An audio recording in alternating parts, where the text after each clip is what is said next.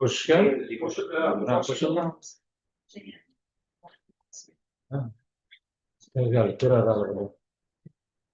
Ko'radi. Komissiya a'zolarini tanishtirish kerak. O'zim o'qib bera qoling. O'tir.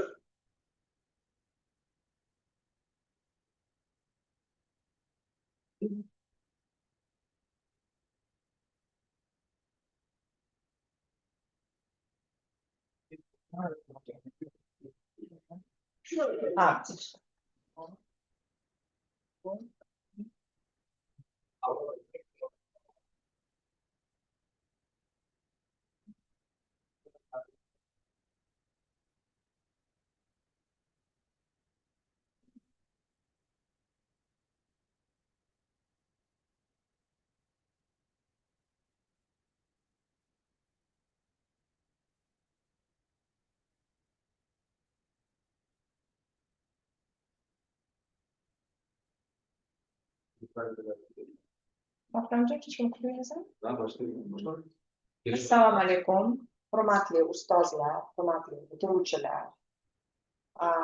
Sizlarni bugungi davlat imtihoni kuni bilan chin qalbdan tabriklayman.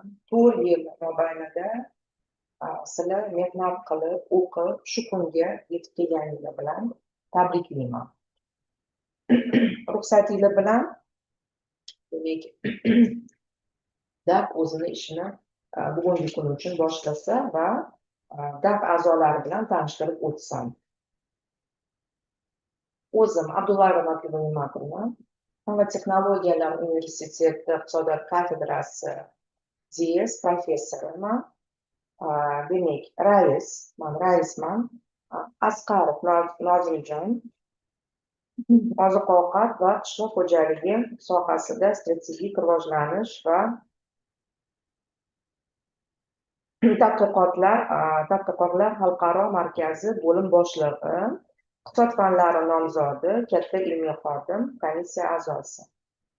Fayzullayev Javlonbek Sultonovich, Toshkent davlat iqtisodiyot universiteti yashil iqtisodiyot kafedrasi professori DS, ular ham demak komissiya a'zolari. Shavkatdinova Dilnavoz Interximik MTU iqtisodiyot kafedrasi katta o'qituvchisi, PhD komissiya a'zosi. Shavkarov Bahrom Xudoyberdiyevich Texniy MTU iqtisodiyot kafedrasi mudiri, iqtisod fanlari nomzodi, dotsent, komissiya a'zolari. Bu yerda mana konvert bor, konvert pichaklangan, mana yopiq. Buni hozir ochamiz. Biletlarni разложить qilamiz. Biletlarni mana shu mana hammanglarni oldinglarda ochamiz mana. Keyin ochib o'tib qo'yganimizdan keyin kelib olasizlar bilet, tortasizlar. Orqasiga qo'yib. Keyin har bitta biletga 10 minutdan 15 minutgacha, uzoq bilan 15 minutgacha vaqt beriladi. Shu vaqt ichida o'zingizlarga tayyorlab qo'yilgan joyda o'tirib, spokойно, chiroyli qilib, mana men bilan bor, bu demak javob varaqalari deyiladi. O'tga mana hammasi qarshini joylariga o'zinglarni nima qilasizlar. To'ldirasizlar, bu birinchidan. Ikkinchidan, har bitta savol, har bitta biletda 4 tadan savol bor. 4 tadan savolga javob yozasiz. Javobni imkon qadar tushunarli va ma'lum bir darajada hajmli bo'lishi kerak. Hajmli bo'lishi kerak. Bittagina строчка yozmaying. В каждом билете, вот девочки, вы поняли, да?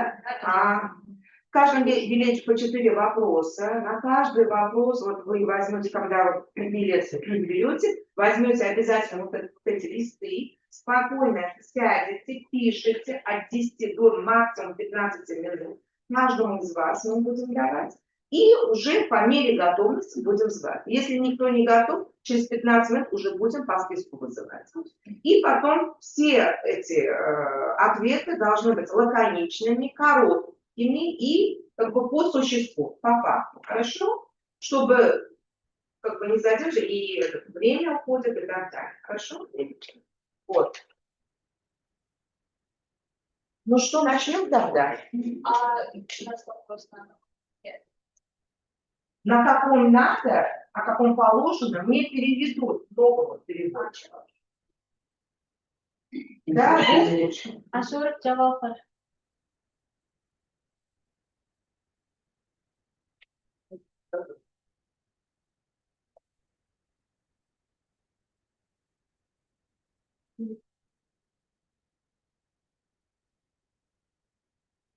Билет номер 7.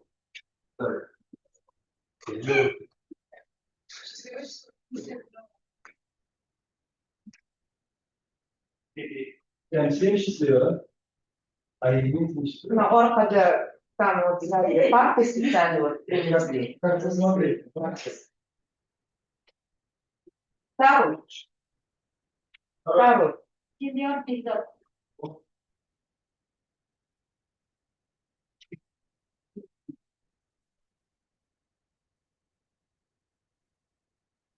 Это. Теперь? Джавахар. Его даже не да. Кидайте пособие. Соответственно, со слова сервис. Виктория.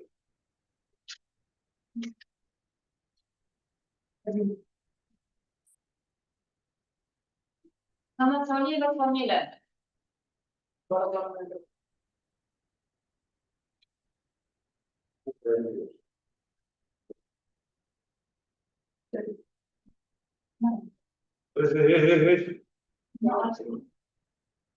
Очень азбек.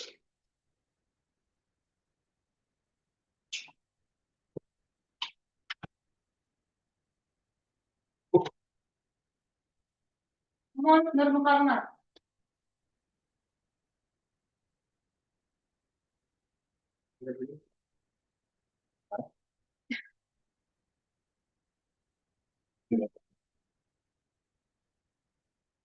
Наград Махмудов.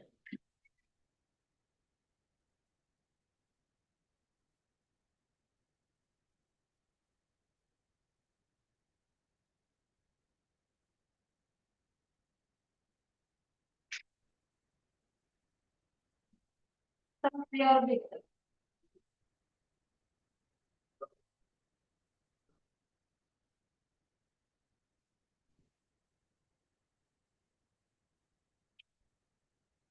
Футбол Бахрам.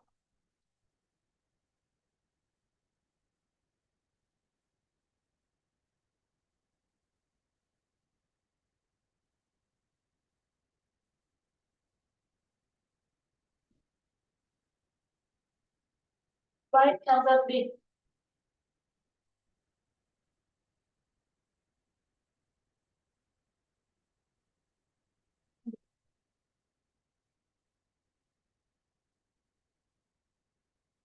Murad. Evet.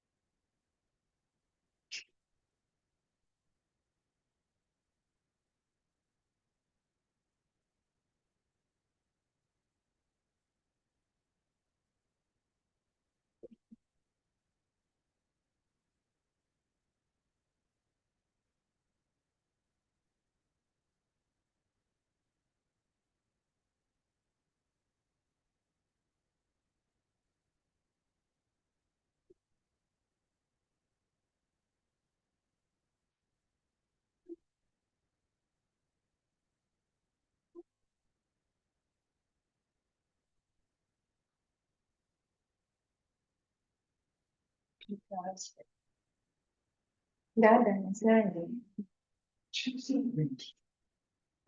Jangan gitu. Berusaha.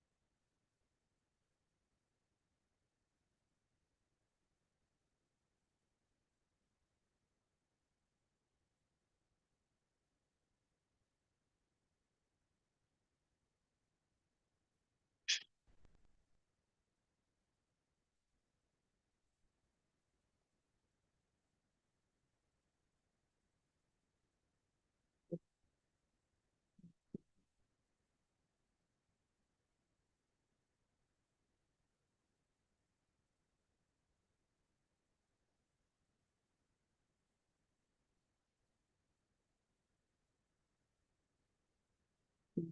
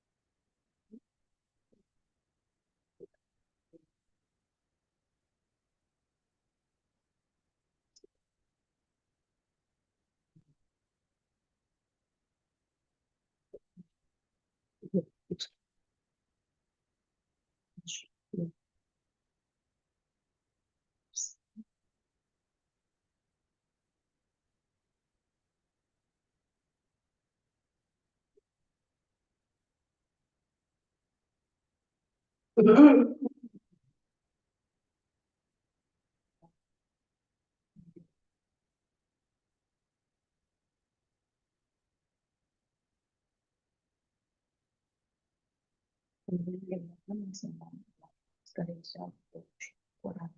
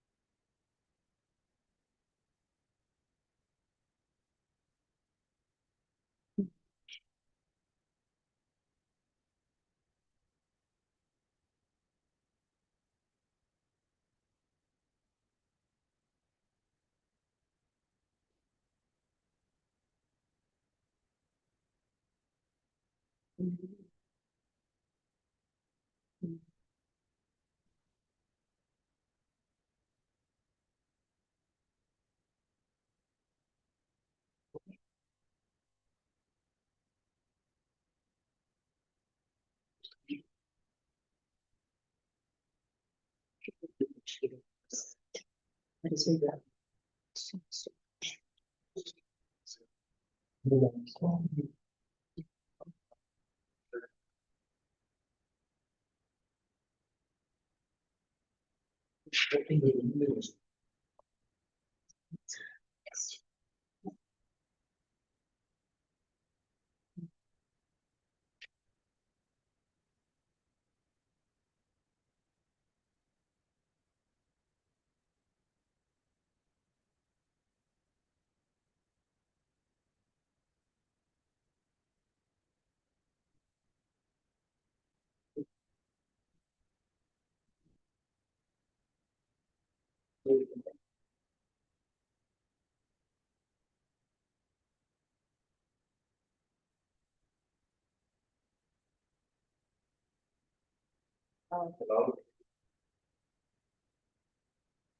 Уважаемые выпускники, если кто готов, по мере готовности будем вызывать. Кто готов ответить? Потому что уже время поджимает. Мы уже зачем-то первого года. Так, кто первый был? Вы, да? Да, идемте. Не можете дальше читать? 5 минут. Ребят, А я могу сперва ответить? нет. Вы потому что после того, как вы ответите устно, можно, да, я отвечу? После того, как вы ответите устно, вы сдаете вот этот листок. Это все. Потом я хотела очень вас попросить, идет запись. Пожалуйста, ведите себя посерьезнее и как бы на нас вся республика может сказать. Моментально в YouTube передаю. Если кто готов? Değişim terkip patronunu çakıyoruz, sonra fırlanı boş kullanmak. Нет, ну уже 5 минут мы не можем ждать. 5 минут. Как? Я уже... Так, если первый не готов, Килдиор.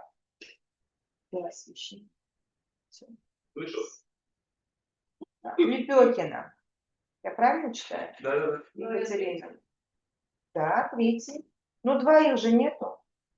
Первый не готов, второго нету. Вы готовы? Мама Салиева. Так, ладно, ровно 3 минуты. И Джавахар. Больше мы не можем ждать. Да.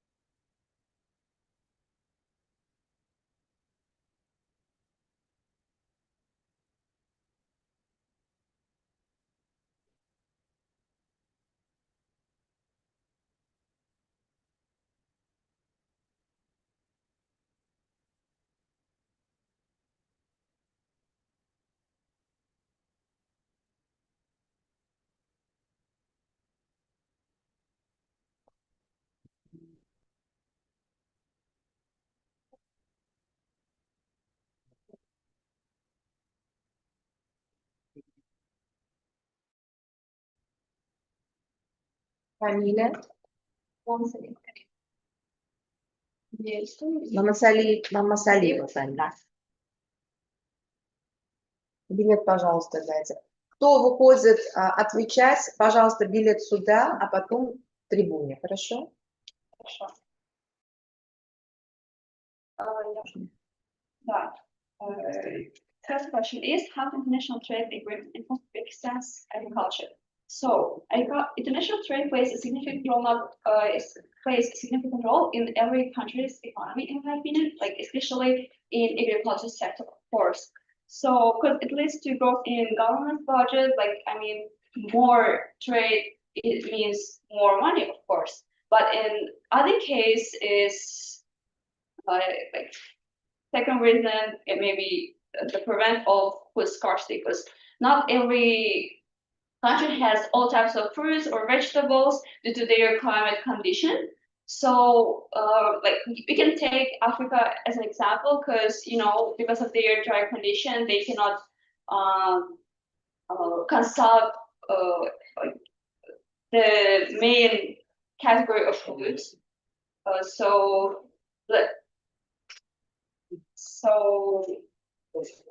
There are less food to eat. As a result, there are many people are dying from starving.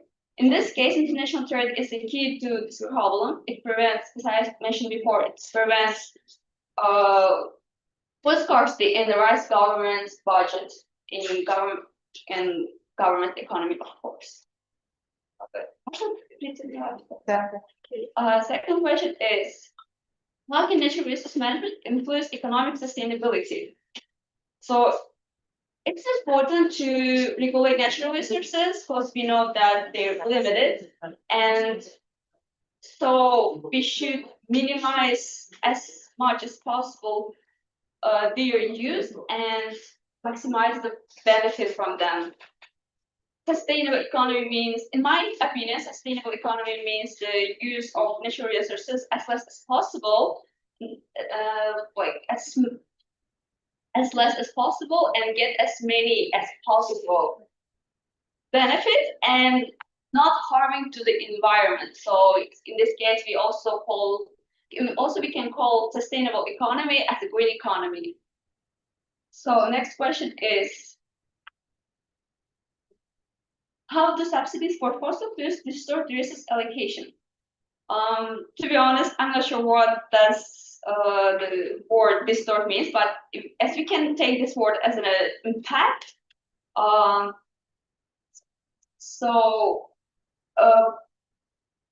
an impact, subsidies for fossil fuels can be beneficial in almost every sphere economically. For example, we use fossil fuels in our in transportation sphere. Like we can, because of this, we can distribute our resources to the other country, or they can distribute their resources to us. So as a result, it leads to growth, it leads to develop international trade. First question. How do you assess market size and target audience in a business plan? So, I wanna explain this with an example. Let's say that we open a restaurant. We decided to open a restaurant, so we should know what would be what category of people would our guests in the future. So the best and easy solution may be to looking for our competitors' clients. For example, we can searching their social media, couple their subscribers, and then take the age category. In Uzbekistan, most of the guests in restaurants is the young people because they want to be a blogger or be famous socially in social media. So we can take them this category of people, and we can we can recognize their social status and etc. So based on some researches and through this kind of analysis, we can easily calculate our future clients, and as a result, based on them, we can also calculate our future profit.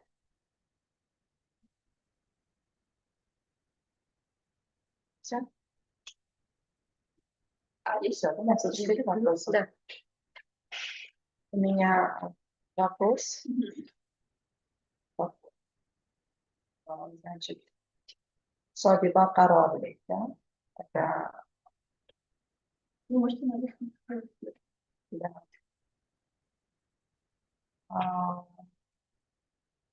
Что такое природные ресурсы? У вас вот в первом вопросе природные ресурсы. Вы имеете второй вопрос? Природные ресурсы. Да. Второй вопрос? Да. Ну, как мы знаем, наши природные ресурсы, они очень ограничены. И мы должны пытаться их меньше использовать их, но при этом получить максимальную пользу и прибыль. Потому что, как мы знаем, допустим, если мы возьмем нефть, есть вероятность, что он скоро вообще закончится. Но основная часть нашей экономики все равно зависит от нефти. Поэтому и цена на нефть постоянно, что он скоро. Поэтому мы именно вот этот sustainable economy, получается, мы должны как меньше их использовать, чтобы эти же ресурсы дошли до следующих поколений и при этом получать, максимально полезность. И еще важно подметить, что это не должно навредить именно природе. Это не должно повредить природе. Можно даже еще взять пример воду. Например, в Узбекистане скоро вообще вода становится очень такой большой проблемой именно в экономике, потому что основная часть нашей экономики зависит именно от сельхоза. А если мы не можем поливать наших садов, полей, то, конечно же, у нас начнется уже проблемы с пищей, что мы не можем именно... Цена на вот этих фрукты, на овощей растет, и, конечно же, не все слои населения могут это себе позволить. Поэтому мы ищем пути, чтобы найти других способов. Например, как вы знаете, есть поливание путем капель. Вращение. Орощение. Все, да? Мой второй вопрос. Дайте определение экономической устойчивости. Экономическая устойчивость? Что такое экономическая устойчивость? Экономическая устойчивость, я считаю, что это в основном, опять-таки, связано с природой. Мы не должны не слишком сильно навредить природе, потому что наша почти вся жизнь связана с природой, чуть-чуть. И еще устойчивая экономика, это если мы берем статически, то мы не должны быстро резко, ну как сказать, не должно быть и не резкого спада, и не резкого Спада чего? спада именно экономики, Экономических показателей. экономических показателей. Точнее, макроэкономических показателей. В отношении, вот, вы так и не дали мне определение, есть определение экономической устойчивости. Но ладно, экономическая устойчивость вообще характеризуется по определенным макроэкономическим показателям. То есть мы, когда даем характеристику той или иной стране, либо государству, да, экономики, мы сразу же на что смотрим? На какие показатели мы смотрим? Какие экономические, макроэкономические показатели мы смотрим? Потому что я почему спрашиваю, это чисто такой базовые вопросы, именно вы экономисты, вы должны знать, что такое экономическая устойчивость, на что, на какие эти показатели ориентируется экономическая устойчивость в целом. Если вы ответили бы, я бы еще вопрос вам задала бы, какие факторы влияют на сегодняшний день на экономическую устойчивость в целом в нашей стране, по нашей стране? Можете ответить? Потому что у вас первый или второй вопрос? Второй вопрос по экономической устойчивости чисто. Поэтому я задаю. Именно Факторы, влияющие. факты. Это будет уж как повторение, но я думаю, что в первую очередь это все-таки климат и природа. Почему? Потому что каждым годом именно температура в стране повышается, и это, хотим не хотим, влияет именно на разные экономические. Хорошо, понятно. Достаточно. Спасибо. Если есть вопрос, я извиняюсь. На вас. I have a question about trade. It's the first question, and then do you know any examples for restrictions to trade? Restrictions, you know what I mean? Restrictions, right? Restrictions for trade between the countries. The second question is, what does it mean market size? And can you explain it with the example, please? Okay. Trade restrictions first. Restriction. Mm-hmm. To be honest, I don't know like specific restriction in international trade, but I guess there are like list of product, or I guess list of product that you cannot just distribute or trade to like every country. Like for example, if you take other countries like America, or maybe Thailand, they can sell, I mean, drugs legally, but they cannot trade this kind of product with us because this is like Do you know what it means? Tariffs, high tax, embargo. Yes. What are they? Tariffs, I guess, like Donald Trump and now yes, too much tariffs. Yes, that can be the restriction for the international trade, right? Can you explain what it means? Tariff is kind of limitation. Is kind of like how should I explain? Like I know that Donald Trump like made tariff for in China and like their trade. Oh, it's hard to explain. Extra tax. Yes, extra tax. Too much tax, right? Okay, the next question, market size. What does it mean? Market size. Like this is kind of demand, like to some specific market size. Like, can I explain as an example? Mm-hmm. Like I like mentioned before, like let's say we decided to open a restaurant, so we should know how many people will come to our restaurant or not.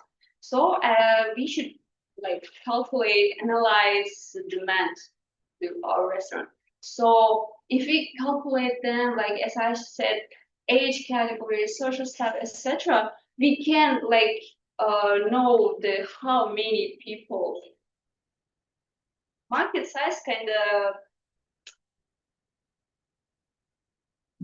Are there like- enough customers, right? yes, it's kind of future are they are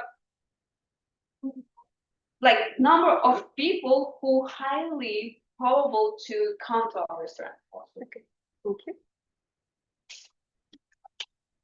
Нет, и нам, Малике, Like, да, и билет возьмите.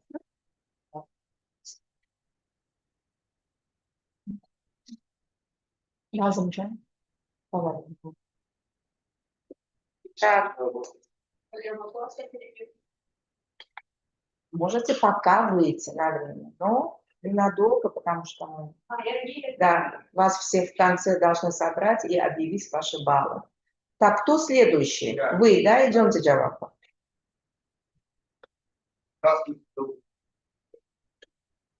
Я вам билет достану. Спасибо. Билет номер 7. 7, да. Приступайте. The first question is, what is the role of experts in Uzbekistan's agricultural economy? The role of experts in Uzbekistan's agricultural economy is significant, or it can be dependent on the investments, which can be dependent on the investments, which can be in the right way used to develop such sectors like technology using in agriculture, like tractors, I mean, the technology which are using to produce the product, and others. Irrigation systems which will be used in appropriate way using last and modern technology to produce more products, I mean, the food resource. It will work the system of supply and demand. Can be solved in the future. There's a lot of interest which can be lead to increase the potential growth of the experts. The money which will be received will be a lot, in my opinion. So it will be just appear in the budget of the economy, of the budget of the country, I can say, and it will be significantly take a role in the GDP, in the gross domestic product. Can I start with the second question? Okay. What are the implications of population growth on global food security? So I will start with advantages of population's growth. Will appear that common countries will significantly increase a view and point to food security. So I mean, the security will be. The food security will be increased. I mean, the view. I mean, and the point, yes, in science, after the Second World War, food security started to evolve. The point of view of the department investigate to start focusing on the food security, take control on the food scarcity among the not developed countries, especially at the countries of Africa. So disadvantages of population growth will be in the overuse of the land, water, and forests. It will lead to soil degradation, deforestation, I can say, and it will be population growth will lead to scarcity of resources in the human resource. I mean, especially in the workforces, the scarcity of resource to grow in the products there will be a lot of unhealthy products will be produced. Let's say. Third question, how the property rights influence sustainable resource use? In that case, I'm going to start with the property right will implement the resource use in that theory that can be devastated to be an owner of the resource which can be grows or produced in the factory in lots of places. So private rights will clearly define it in the property rights. And it will decrease the tragedy of commons. That's all. Because there are a lot of points of view where I can start and it will not finish because we know the property right will just have a significant role in using resources in the resources. Can you give? Okay, in that case, I can say that, for example, the factory has in its own territory the lake. The factory will not give a damage. I mean, to that lake to be which will be produced to maybe for the fish. I can say in that case they will not give damage for the lakes. And property rights, like just seeking the problems which can be lead to financial and strategic sides of the factories. The last question, how does leadership influence business planning? Business planning, in the business planning, leadership can take control of the project using the skills of controlling, using the skills of appropriate dividing the equations among the team and seeing the potential of the team members and avoid the risk of the project, which will lead to the unsuccessful finish. The leadership has a common.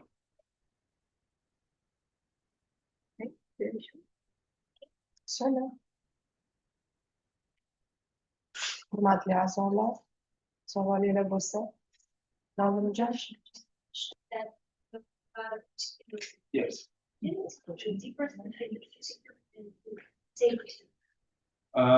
Food security, just in that case, it will be a period when I will say that using the overusing the land, forest, and waters, so it will be just leads to the. I mean, it's a point of the food security.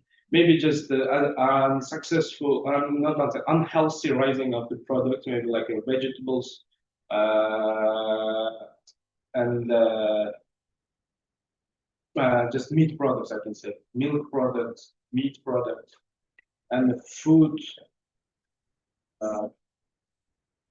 I think yes, because you know I'm only economist. I don't know the main key factors of the dividing the food security and food safety. Yes. In that case, I can only say that in our case, in an economic vision, the overusing the land, the forest, and just for a minute, soil degradation will only the factors of the economic sides of food security. Genel soğan kimde var? Nazımcan. Do you have any question? Okay, I have a question. Yes. For food security, food experts, there are some requirements for the governments, for the countries, and then from Uzbekistan to export to Europe or America, there are some certificates are required. Standards, I can say. Yes, standard. Can you give any examples for the certificate? Do you know any of them?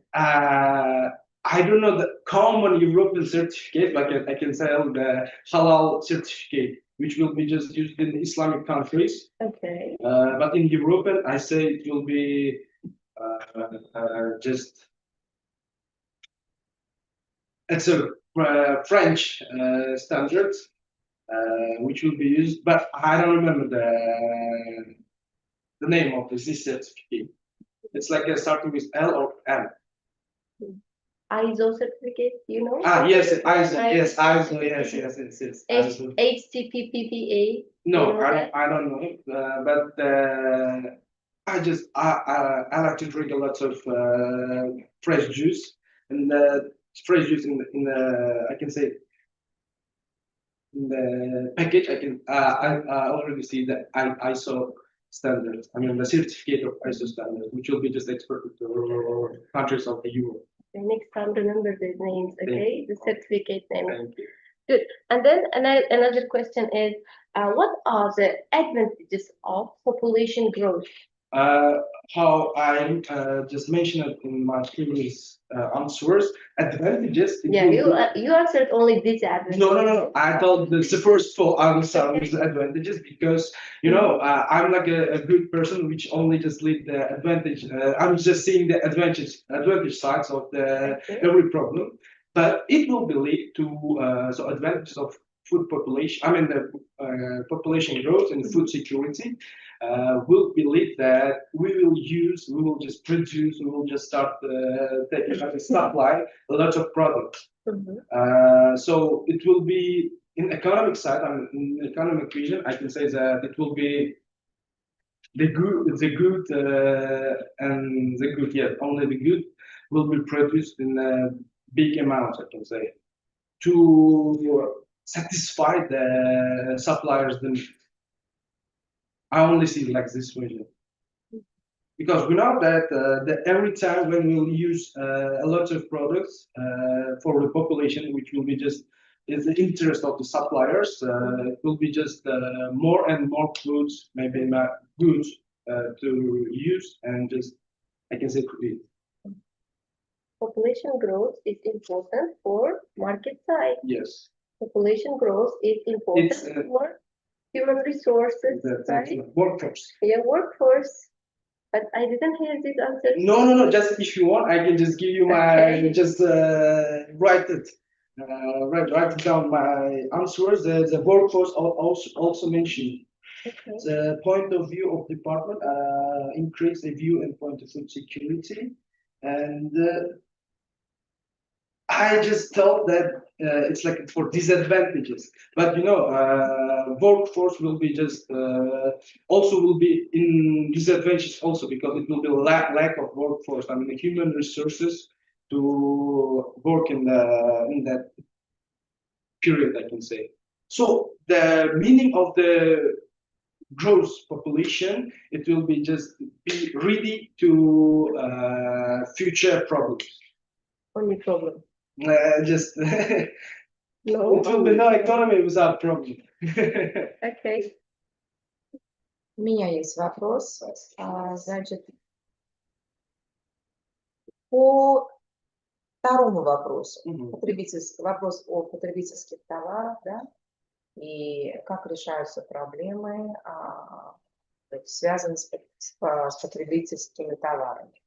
Именно в условиях, значит, роста населения, да? У нас в стране, значит, какие принимаются меры по решению вот именно вот этих проблем, то есть по обеспечению, да, потребительскими товарами населения. Вы, наверное, знаете, либо слышали, либо читали, очень много, на самом деле, в последнее время принимаются указы, постановления со стороны правительства, которые именно как бы решают. Дают решение. Это первый вопрос. Второй вопрос по устойчивых этих ресурсов. Да? По-моему, третий вопрос был. Что такое вообще ресурсы? Дайте определение слову, термину ресурсы. И что такое устойчивый ресурс? Два вопроса. Так, я начну с первого вопроса. Вопрос первого, какие законодательные меры, скажем так, были приняты, чтобы решить данную проблему именно с ограниченными ресурсами, именно Продовольствие. Продовольствие, да. По закону президента было принято такое решение, что каждая семья предприниматель, то есть, скажем так, на тех местах, села, скажем так, деревни, каждая семья предпринимателя, они могут взять кредит и на свою же, скажем так, на прибыльность они могут, скажем так, разрабатывать, ну, скажем, I don't know in Russian, на русском я не знаю это как. Ладно, переведем. It will be just that, я скажу так, сейчас, они могут сделать, они могут выращивать именно те продукты, которые могут Необходимы для потребления. Для потребления. Именно в таких секторах, где... Номер указа, дату можете мне сказать? Кажется, она была в 2017-2018 году. Но номер указа я не помню. Но точно я знаю, что я сам знал, я видел, как мои друзья, мои родственники занимались этим. То есть по закону президента, чтобы сократить... В своем огороде выращивать, да. И это как бы задокументизировать. Да. Типа Yakka tartibdagi tadbir. Ага. Оформить как yakka tartibdagi. Или же oilaviy tadbirkor. Мгм. Следующий вопрос. Что такое ресурсы и что такое устойчивый Для ресурс? меня, я скажу именно свое мнение, потому что я по книжке ничего не читал. Ресурсы – это предмет использования для выращивания или же, скажем так, для не потребления, а именно делать готовые продукты для потребления. Ресурсы, ну, у меня не так. Значит, вы плохо учились по экономической теории. Нет. Это вопрос еще с экономической теорией, ребят. Экономическая На теория. первом курсе у вас был предмет экономическая теория. У вас вот в вопросе есть, фигурирует именно устойчивый ресурс. Это, по-моему, третий вопрос. Смотрите. Sustainable resource use, да. Хорошо. А устойчивые ресурсы, что это такое? Которые могут использоваться дневный практике. Они типа возобновляют. Вот молодец. Все.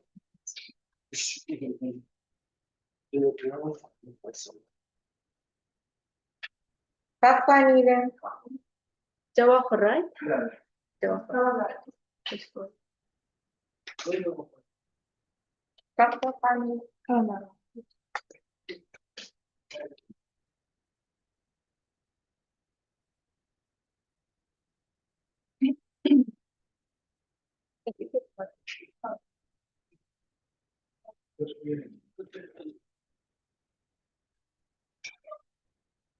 So the first question is, how does livestock farming contribute to Uzbekistan's economy?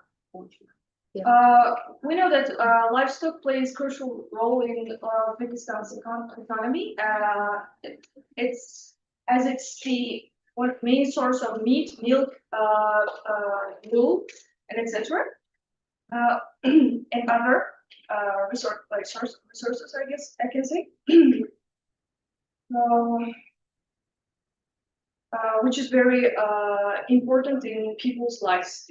So, and also livestock farming is the thing that can encourage in Uzbekistan's economy, GDP, and etc. Like gross domestic product. And additionally, most amount of livestock belong to households and also families. Which means it's basically 45 to 67% of Uzbekistan's population, where they grow livestock and also take care of them, and then they consume their meat products like milk and etc. And also it also 40% of agriculture output in Uzbekistan. Additionally, it is 30% of Uzbekistan's GDP and 50% of agriculture GDP of Uzbekistan. So that's Okay. The second question is, what role do externalities play in resource economics? Basically, externalities is the party which don't involve in the production process, which is like third party kind of thing. And externalities, I can say, play a crucial role in business, in resource economics, like because we are mentioning pollution and also greenhouse gas. Like pollution includes air, water, and etc. And it also can cause business to spend money on it. Let's say they have factory and they are using greenhouse gas, or they somehow polluting the air or water. They have to pay for it. That means it's their cost. And also by encouraging their business and let's say trying to pollute the air or water less, they can also have benefit. Like let's say if they are agriculture like business and they are like use organic fertilizers or etc. They can have benefits from this, and also it can help in the future reduce the pollution of the soil itself as well. So, the question: what role do international agreements play in resource economics? Right. I can say international agreements are very important because every country is, let's say, touching each other, and we have to have international agreements in order for us to develop our economy. Like I can say, in every scale, in every place, fair. So. What are the international agreements? It can be international commodity agreement, it can be international environment agreement, and also there was mentioned Paris Agreement, and etc. Why do we have these international agreements? So in order for us to let's say get together and try to save the planet environmentally and commodity wise, let's say commodities are like gold, coal, silver, and etc., which is very important tools, resources to develop. Like we can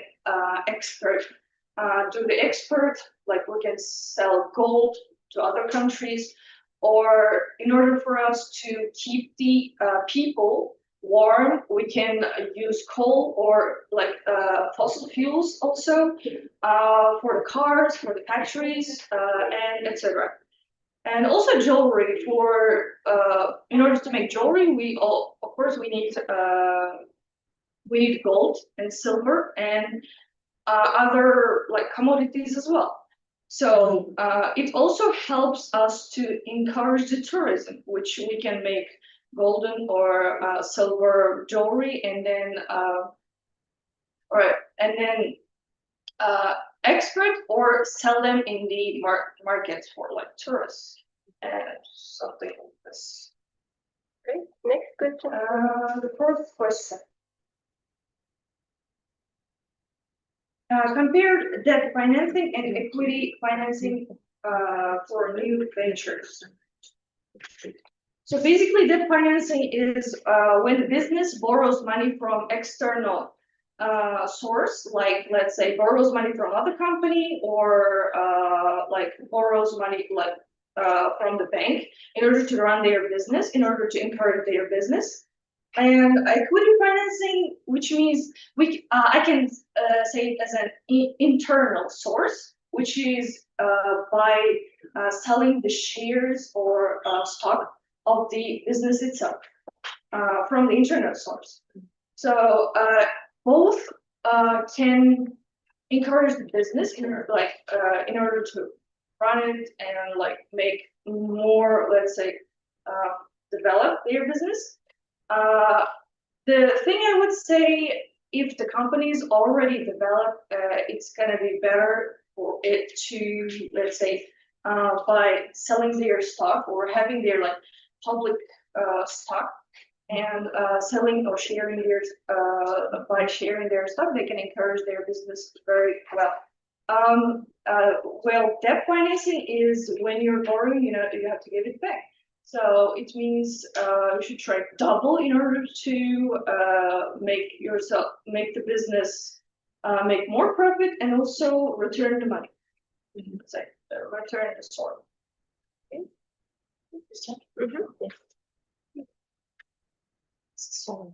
Okay, I have a question. About the second question, externalities. There are two types of externalities in economics. What are they? Can you give them explanation and definition? Externalities. Yes. Costs and benefits. No. Positive externalities, negative externalities. What are they? Oh, positive and negative.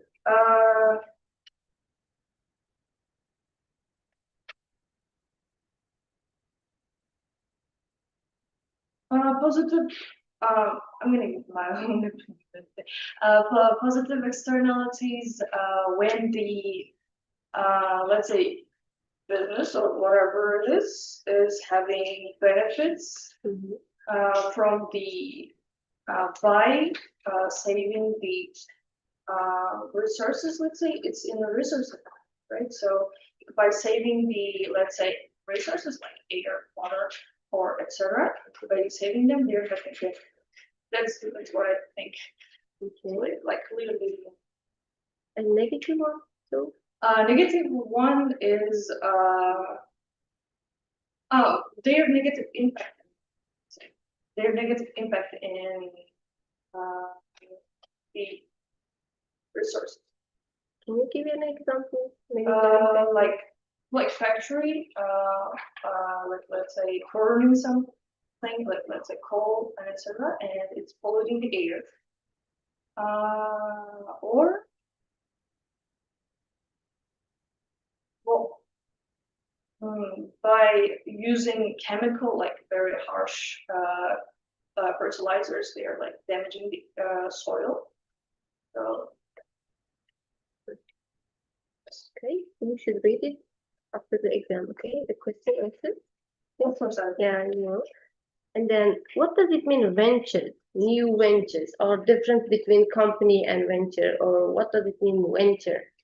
Joint venture company, what are they? venture. Right. I guess it's also a type of business where, yeah, where they have their own.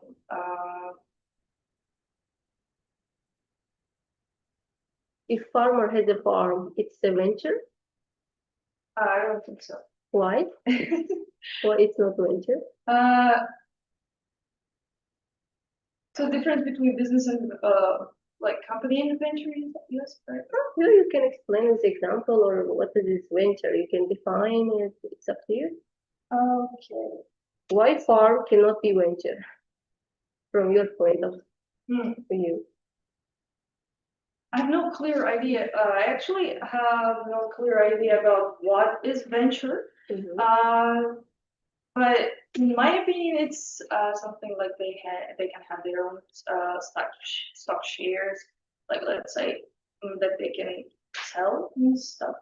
Yes, I guess. Okay. У меня есть вопрос. У вас ресурсная экономика. Почти 2-3 вопроса у вас по ресурсоориентированной экономике, да, у вас прозвучали. Мой вопрос такой, чем отличается ресурсная либо ресурсоориентированная экономика от рыночной экономики? Чем отличается? Конкретно, да, вот, характерные черты вы можете мне назвать? Okay. I will translate.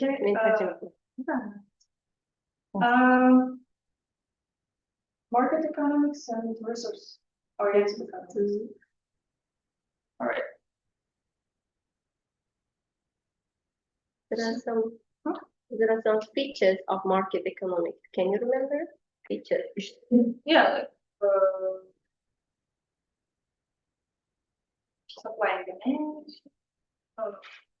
Что вы понимаете под Resource-oriented, in resource-oriented market, let's say, they're going, like, let's say we have like a market and there are resources and we're gonna sell the products by, according to amount of, let's say, resources, basically not what people need. And in market economics, what I think is that they sell what they have in the market and by people's demand. and let's say people are demanding some, let's say, like people demand some product, and in market economics, if there is a demand, there's going to be the product. And in resource economics, they're going to sell the resource that they have. That's what I mean.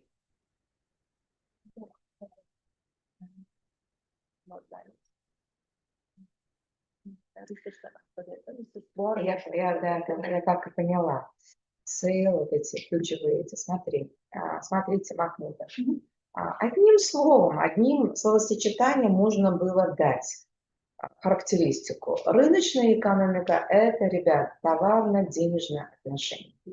От рыночной экономики мы всегда, помните вот это кругооборот? Товар, деньги, деньги, товар. Это экономическая теория. Вы все должны знать, что это такое. Когда мы думаем, либо кто-то какой-то вопрос задает о рыночной экономике, моментально надо об этом уже вспоминать. То есть это сулит либо обуславливает, да, скорее всего, обуславливает товарно-денежные отношения. Вот это все не надо рассказывать, продажи это. Это во всех 4 вот этих системах, экономическо-социальная система, вы тоже это проходили, это традиционная экономика, это плановая экономика, это рыночная экономика, это смешанная экономика. Во всех вот эти отношения есть. Но отношения, я имею в виду продажа, ну, во всех есть, во всех. И в традиционные были, очень там, конечно же, пассивно, но все равно были тогда. И традиционную экономику фактически все страны в мире пережили в свое время. А вот плановую не все. Плановая экономика – это характерно для социализма, для социалистических этих государств, стран. Вы понимаете? Поэтому я вот спросила, чем отличается? Значит, чем отличается ресурсоориентированная от рыночной экономики? Resource-oriented, типа формас, вообще. На английском отвечайте. Resource-oriented way, that depends on how much you have, like resources, let's say. That's what it is. Mesela polizdeki resursdan ko'proq sotolmaysiz. Так, Назымжан, если есть вопросы, то можете задать. Да, Казуалара, Устазляр. У меня нету вопросов. Modifying resource economic. Моди.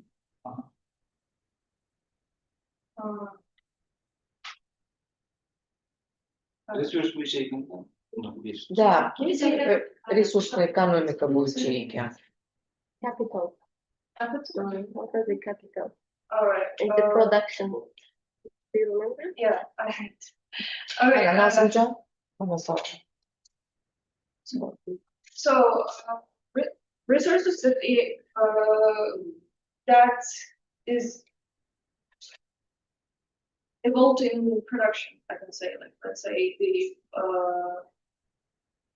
building and the technology that we are using, and also the resources that is actually like going to be produced by, let's say, like from meat we can do flour, right? That research, etc. Javob berdilarki, moddiy resurslarga ishlab chiqarishda ishtirok etadigan moddiy texnik bazalar, binolar yoki qandaydir materiallar yoki tashishlar kiradi deyaptilar. Okay. Any questions from other teachers? Yana savollar bormi, hurmatli ustozlar? Savol yo'q. Спасибо.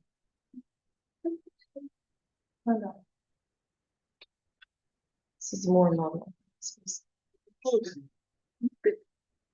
And your ticket is there. You can take from the teachers. Thank you. Филдиаров? Филдиаров, да?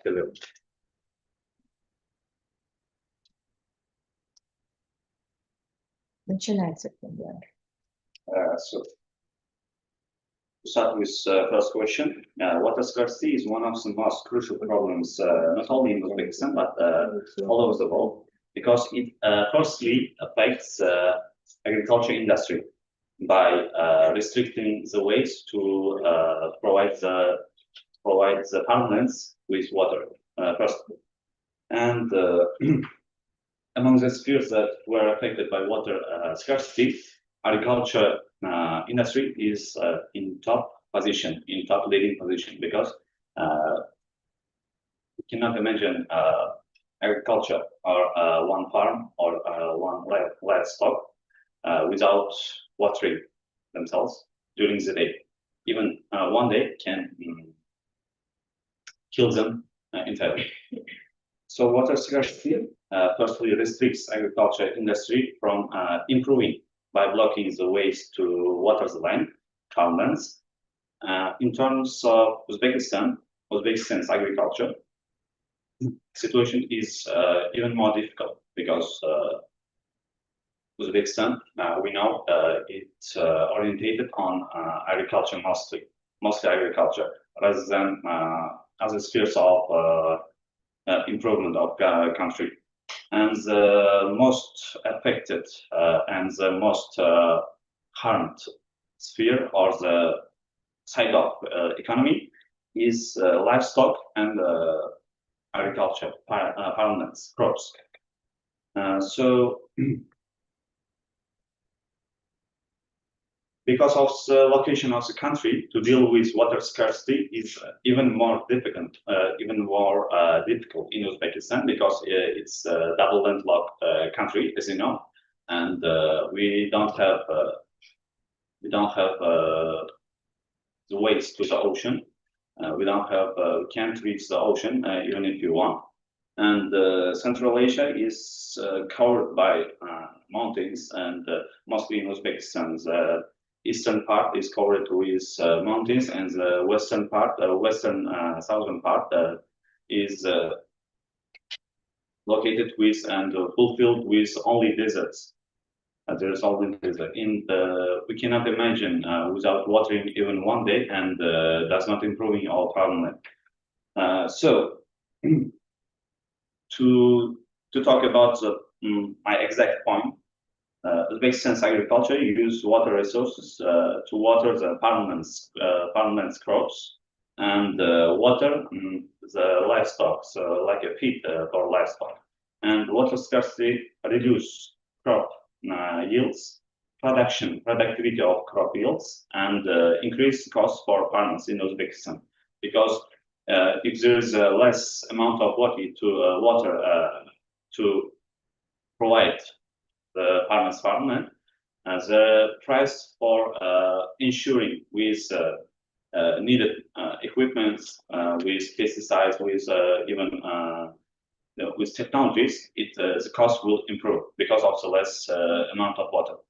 That's the first point. And the second point, farmers use alternative sources for water. There is no alternative source for water, but they can make the field, the farmland, to use how can I say, consume less amount of water by implementing new types of technologies for crop yields, and by using new types of pesticides or such kind of drugs for crops and Okay, crop I yields. think enough. The second question, you can start. Farm to table woman is a method in resource economics that allows goods. I say goods because it's like agriculture products, as it to reach directly to consumer without middleman. So there is no middleman in the process. There won't be any man who taking extra charge, who is putting extra charge to the goods price, because you know, if there is a middleman in every sphere, he will get the extra charge for himself, and he by this way the price for the product will be high. And the supply chain, as in my question, supply chain economics can only benefit on the one hand, supply chain economy can benefit from it, from this movement, because there is no middleman who puts extra charge to the price for his service and hires the price. And on the other hand, middleman's responsibility and middleman's actions are necessary to make the product, to make the crop product, agriculture product more with more quality and competitive and make higher competitiveness in competitive market nowadays. So as the main actions and the main responsibility of the middleman who is taking charge and putting extra price is to make the product more attractive and make the quality higher for the consumer, and by he can make it by packaging, by transporting safely. If there is products that can spoil very fast, the trucks with refrigerator are needed mostly. And the middleman's position is to make sure and ensure the products to reach the market safely. And in one word, farm-to-table movement shortens supply chains. It makes less, it takes less time, and reduce the cost and supports local economies, because local economies we can take as farmers that produce products to the markets. But I should mention that without middlemen, without putting extra charge, farmers are only orientated and can only produce the product. They don't know how to make it competitiveness and how to make it, how to package them or how to transport them. They will take a lot of time for farmers and a lot of, but they can benefit from it by not paying to the middleman who is doing these jobs. Okay, next question. So, third question is about HOTLing rule in non-renewable resource extraction. This position states and features to the price of a non-renewable resource should rise at the rate of interest to ensure efficient extraction. In simple words, resource extraction should be balanced with the market. With the market's interest rate, because economy changes every day, economy changes every minute, I can say. And resource extraction should be balanced and should be equalized. No, equalization is not possible, but in long-term effect, there should be balance between resource extraction and the interest rate of market. And this method ensures owners have an incentive to conserve the resource rather than extract it all at once. So owners of the resource, mostly farmers and mostly big corporations who reserve the production resource, not even production technologies, and every resource that's needed for a country. There should be a point for them, there should be a benefit for them to preserve them. So government can only make it possible by reducing the price for packaging, reducing the price for custom. There's a huge amount of custom fee. Custom fee is tamožný salt. Government can reduce this custom fee, and by doing of this, businessmen and resource holders can they do not have to make extra charge or extra. They should not pay extra money to the government to preserving the resource, because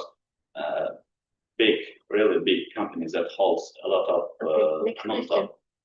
resource they are responsible for the economic Okay, you should economic speak sector. shortly. Okay. The fourth question, short and a very clear answer to the question, please. Sure. Timeline. I will explain first, and I will outline the most efficient, most necessary factors. So timeline management ensures deadlines are met precisely and resource allocate efficiently. And also goals are achieved safely. So the most significant factors of timeline management is to prevent delays, prevent delays by setting exact and clear timetable. So no, I want to explain it because you said I should explain shortly. So next one is to improve accountability by milestone tracking systems. So it's accountable systems that provides exact and precise data for the businessman, and it also reduces risks by avoiding force majeure conditions, because everything is set on the timetable. There should not be no risk, and allows goals achievement across teams for smooth project execution. If every team of our company does its job on time and precise, everything should be smooth. Our task will end precise and very. All these factors that I mentioned above are long-term consequences of the timeline management. Thank you. Jordan. Magia Azola. What kind of aspects of agricultural industry is involved in Central Asia.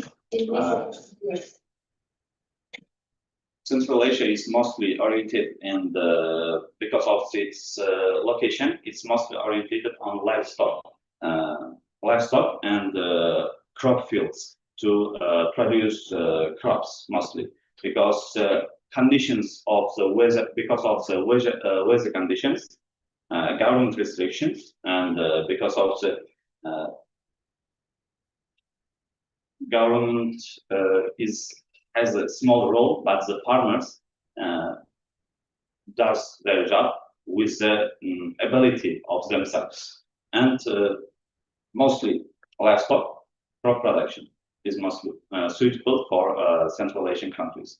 And every country in the former USSR had its own role and own, own crop type to produce. Cotton is most suitable for Uzbekistan because during this time, during several decades, we produced and we managed to make new types, new technologies, new methods with our technology to produce cotton, because we are oriented, we were the best experts at that time, and nowadays also we are experts to produce crop production, agricultural products, and livestock, because of the location of the countries. And other countries, Kazakhstan is mostly oriented on producing wheat flour, from wheat flour, and mostly potatoes, because the main role of them in that time was to produce wheat and potato. That's why. I think enough. Yeah, don't take too long time. Okay, satisfied? Yes? Okay. Any questions? As regards to the first question, what regions of Uzbekistan are, let's say, the most vulnerable water shortages? You mean the most risky regions for water scarcity? It's mostly regions that has a lot of deserts and mountains, because with mountains and with Fergana Valley, no problem, but Karakalpakstan region is mostly harmed, and because of these harsh conditions after Aral Sea destruction, and as you know, after Aral Sea was destructed, emerged the soil, the salt of its down of the bottom of this sea. You can say the regions, huh? The regions. Just region, Karakalpakstan, Bukhara, Kashkadarya, Surabaya. I have a question. Can you differentiate between non-renewable resources and then renewable resources? So renewable resources is the resources that we can take after usage, and I don't know, destroy them, melt them, or let's take the plastic glass, and that's such kind of resources that we can take them back and how can I say? We can make new product of the older one, of the oldest one. And non-renewable resources is resources that we cannot take back and give a new life for it. Water, air, electricity, way, and types of electricity that we are taking from. We are using natural resources as non-renewable resources because we cannot take it back. Thank you. У меня есть вопрос, я на русском буду задавать. У вас в четвертом вопросе написано о планировании бизнеса. Да?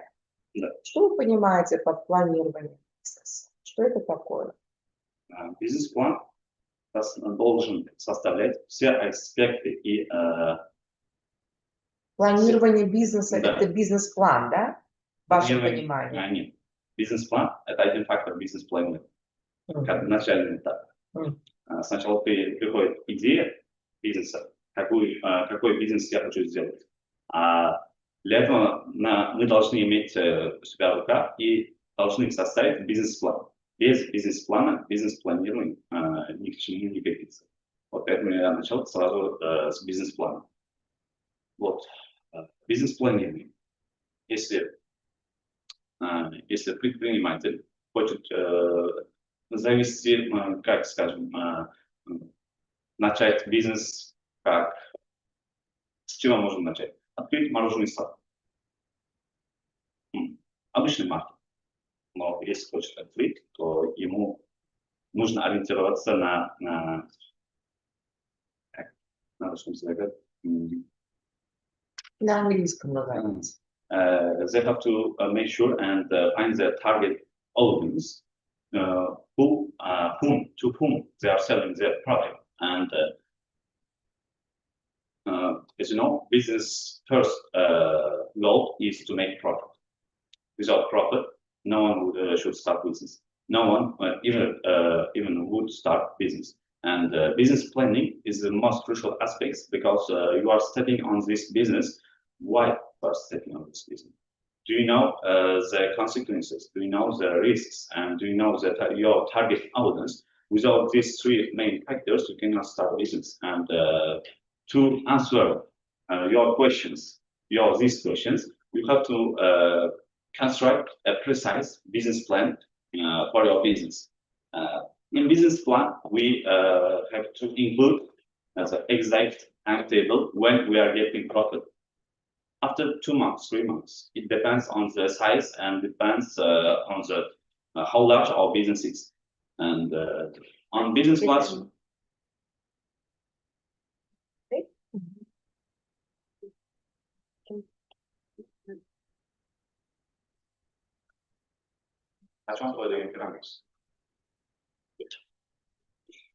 Еще такой вопрос, последний, значит.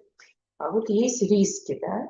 Риски и разная форс-мажорная. Вообще рыночная экономика – это есть нестабильность, это неопределенность, это хаотичность, ну, хаос, да?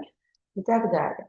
Как можно планировать свой бизнес в таких условиях? И помогает ли вот эти джадвала, график, да, временной график, вот эти разные даже вот сам документ бизнес-план, потому что мы знаем в бизнес-плане, если вы видели настоящий производственный бизнес-план, это там везде по 2 столбика.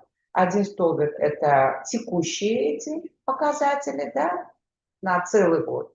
и на планируемые показатели на следующий год. То есть 1 к 1 они, то, что план, факт, план, вот так пишется, да, везде. В бизнес-плане учитывается и нужно составлять бизнес-план, учитывая long-term и short-term risks, которые, как вы сказали, short-term risks, это которые могут произойти в течение года, а long-term после 2, после 3, после 4, или же когда наш бизнес будет процветать, даже может через 10 лет налоговая может собрать информацию, достоверную информацию против нашего бизнеса. Вот это вот считается long-term. И закрыть вас. Да, и закрыть вас. Это происходит потому, что мы не делали SWOT-анализ.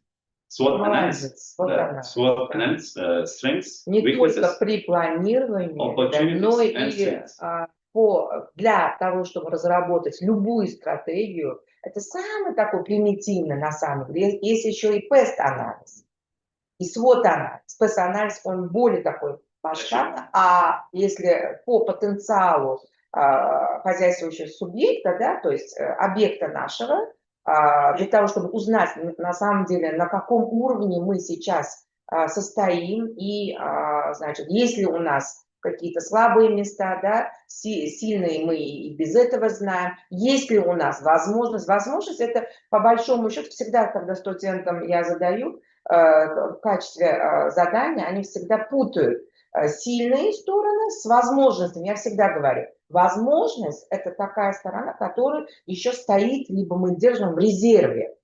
Это такая сильная сторона, мы еще не дали ход, то есть мы еще не использовали. Вот, например, каждый из нас знает, чего мы стоим сами, да, правильно? Значит, думаем, если мы куда-то там, либо за что-то возьмемся, мы, значит, вот эту сторону свою, да, мы можем использовать. Если у нас нету вот этого качества, вот этого характера и так далее, мы уже как бы стараемся за это не браться, правильно? А те, кто есть и еще не берутся, это и есть возможности. То есть это наш потенциал, скрытый потенциал, можно сказать. Да? Вот это возможно. То есть это третий. И еще эти, как его, угрозы, да? Да.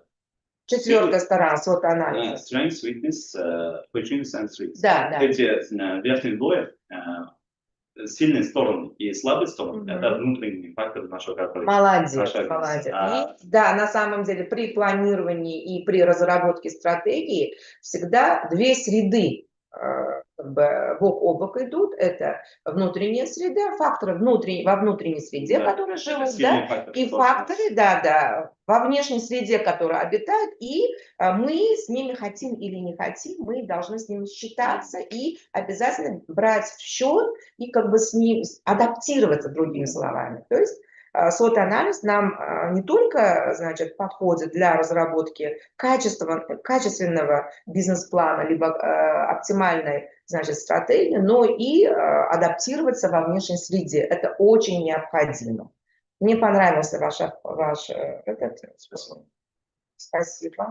Видно, что учились. You can give her and take your ticket from the table, please. Here they are. Okay. You take next, yes.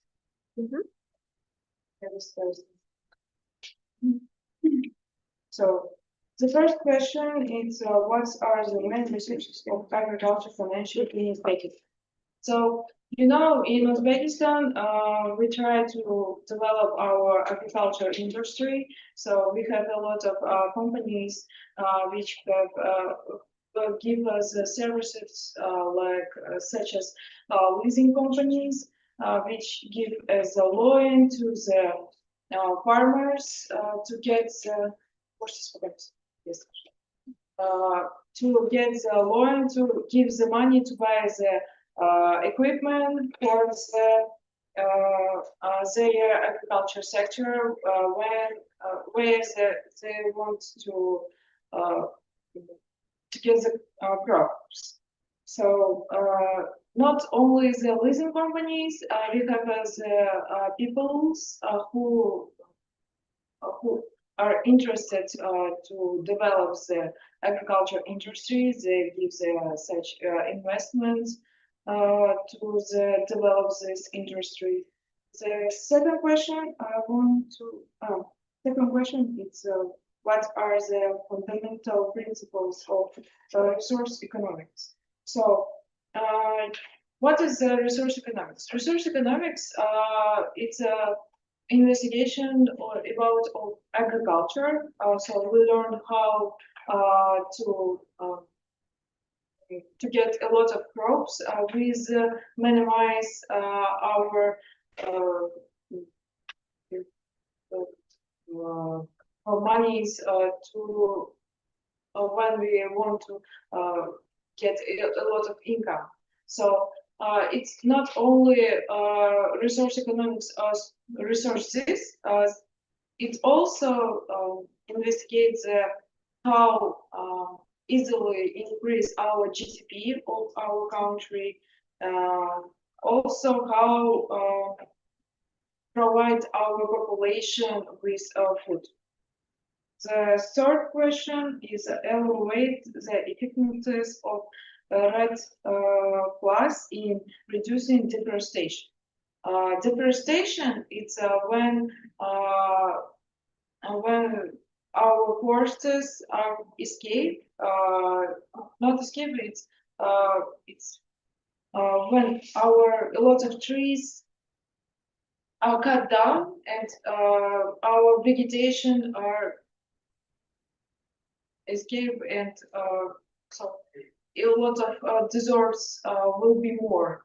So in Uzbekistan, we also have such as a problem when we have less vegetation, some in areas, and this method, RED plus, learn also it's a gas emission, how gas emission are influenced on the environment, and how reduce this gas emission. Also, it's also learn about the water. So Uzbekistan face the big problem with water because the agriculture demands a lot of amount of water, but the population also don't have this water for their personal using.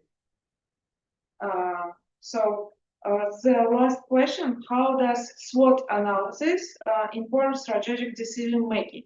So we usually use this method when we in business planning. So when we want to open the project or maybe to invest in one project, so we start to learn about the strengths, weaknesses, opportunities, and treat this project. So if maybe businessmen or investment people want find a lot of opportunities in the future. So not only to increase his income, also it can be to develop the one sector.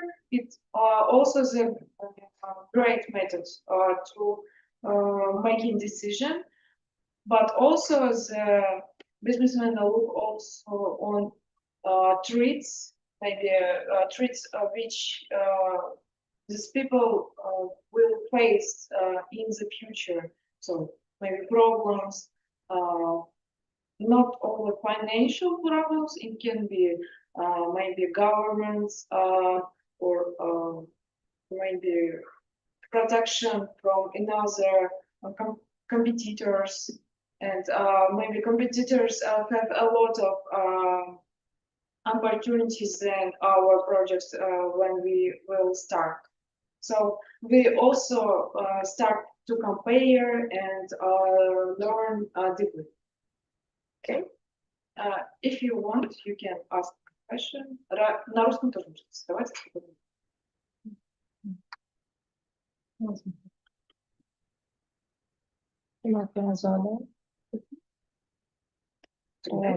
Да.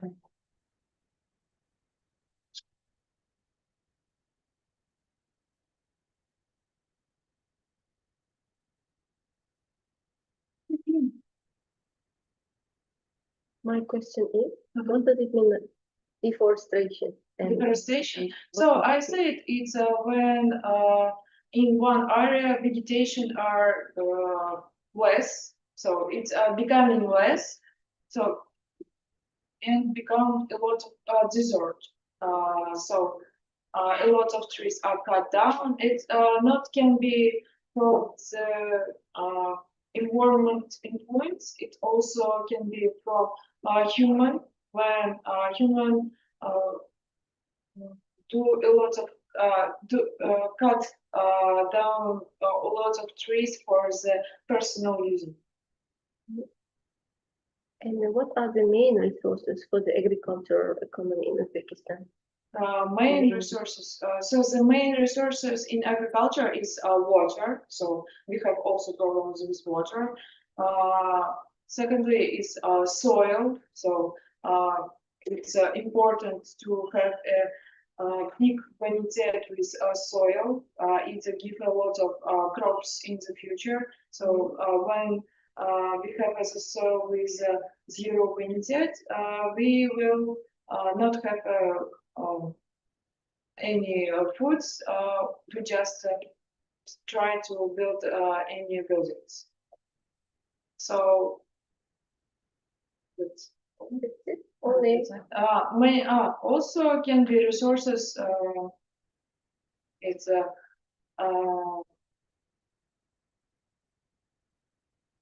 fauna. When a lot of it's animals. So when our DAKs workers try to grow a lot of and develop also a lot of animal sector when we grow to for meat. It's also food security.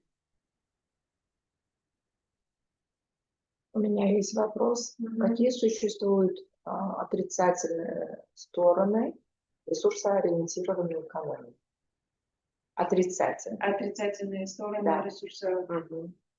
Ориентированной экономики. У вас второй вопрос, по-моему. Второй вопрос. Фундаментальный принцип. Ладно, негативный.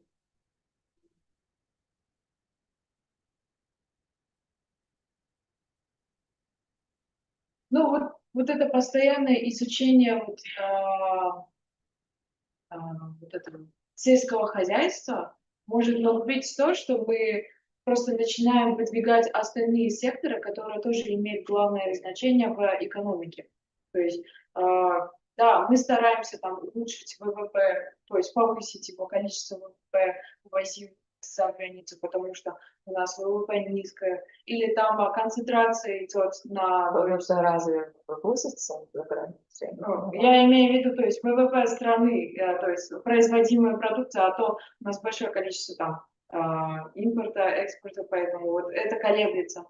Также я имею в виду, вот именно вот постоянная концентрация может просто выдвинуть остальные тоже важные секторы, которым мы должны концентрироваться тоже. Но это, в принципе, не отрицательная сторона.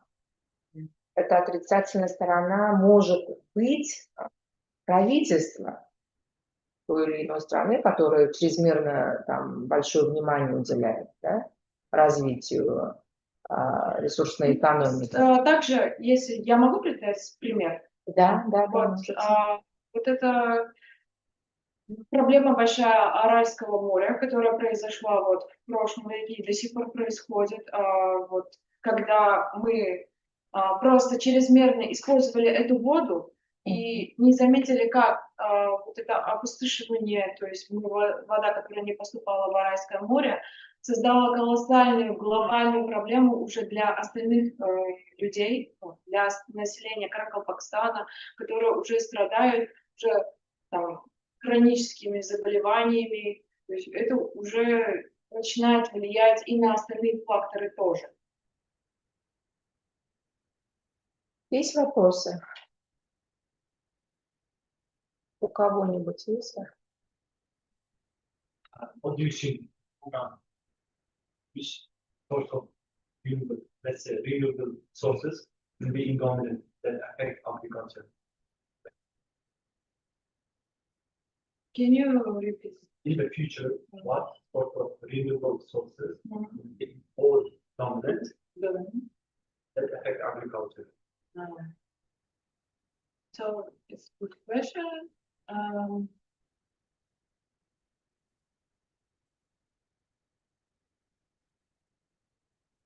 Oh.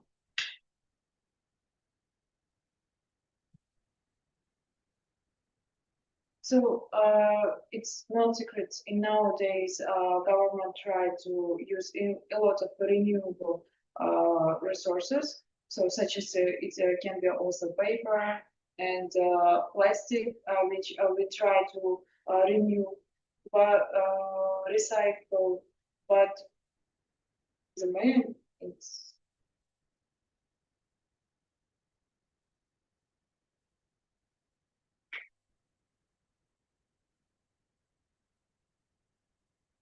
questions. Мгм. What is the main focus of the study? What is the main focus of the learning resource economics? To increase our GDP and provide our population with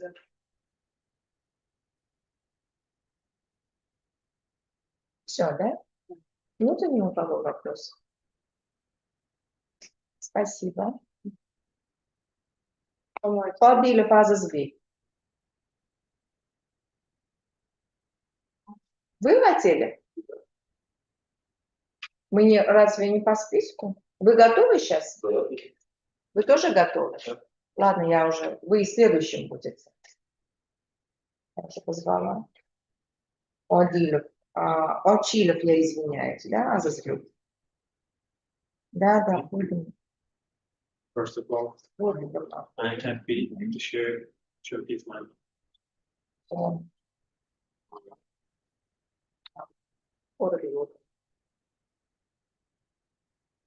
Okay, you can start. The first question is about horticulture in Uzbekistan. And if I, first of all, I tell you the difference between horticulture and agriculture in Uzbekistan. Horticulture is the part of agriculture. Agriculture is one of the main economic sectors of Uzbekistan. Nearly the 1/3 of economic relies on the agriculture, and the horticulture itself is nearly 50% of our agriculture. Agriculture involves different sections. First is animal husbandry, crop production, forestry, fish farming, and horticulture. Horticulture itself, it's the growing fruits, vegetables, and flowers. Is the horticulture. Nowadays, our government mainly focuses on the horticulture because it's because of our country's the best economic environmental factors. Uzbekistan is sunshine country, so it makes the perfect condition for growing sweet fruits, which we can turn these fruits into dollars by exporting the fruits. So horticulture gives us many benefits. First of all, it reduces the dependence of water intense and low value cotton production. Our president and our government focus on the multiplying the horticultural sectors in our agriculture because we can take more benefit than the traditional like production like cotton. So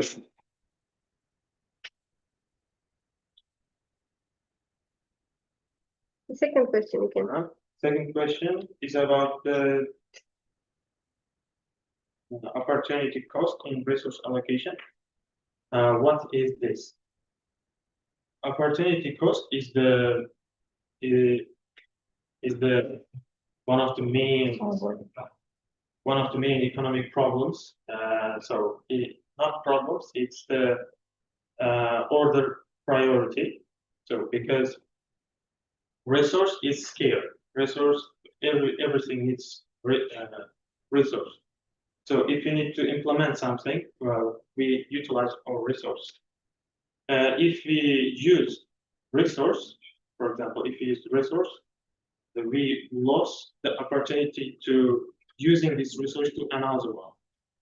For example, if the government can choose, for example, do I need to improve the military or the education? For example, it's the resource, it's the opportunity cost.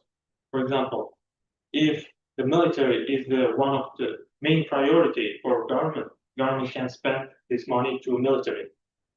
So if we spend resources to military, we cannot spend it to education.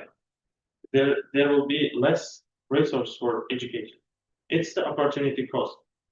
So when we are planning our economy, mostly, especially in the government budgeting, government spending, we have to calculate the opportunity cost. For example, do we need to improve our roads condition, or do we need to invest to schools, for example? This is the opportunity cost in resource allocation. Okay.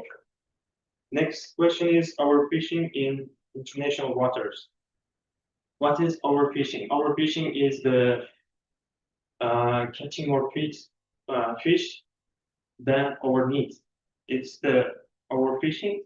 So it leads to many consequences of global trends. For example, there are so many countries, coastal countries, developed coastal countries like Japan, China, or Portugal.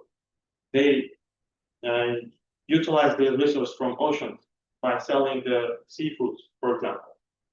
So if we overuse, if we waste these resources, the future trends, our resource will be demolished. So these countries, in these coastal countries, the people lost their jobs, fishers lost their jobs. So it leads to economic crisis. So many bad consequences for fishing. So is that enough for this question? Okay, next. The first question is the forecasting. What factors should be considered when forecasting sales? Forecasting is the strategic way of implementing sales, doing sales. So we need to, first of all, this forecasting relies on the data. Data is the resource in this forecasting issue. For forecasting, data should be reliable, consistent, and consistent. And it should be data flow that we should get data consistently. So, and there are also other factors we have to consider. First of all, we need to historical sales data, marketing trends, our customer behavior, sales channels, our competitors, and also we have to think about our new technologies like AI, for example. AI is changing everything nowadays, the way of doing something. So when we, for example, if you rely on the historical data itself, it cannot be the case in nowadays because of the technology. For example, in Uzbekistan, I think enough. You already told the answer. Okay. Questions? Any from the floor? Yes. Last question. So forecasting. You said it really depends on the data. But not the economics. Sunset and that's not sunset conditions, right? Having a scenario in which unexpected phenomenon happens. At what place could it affect the data? Giving the example of the AI or COVID-19, or what Trump did.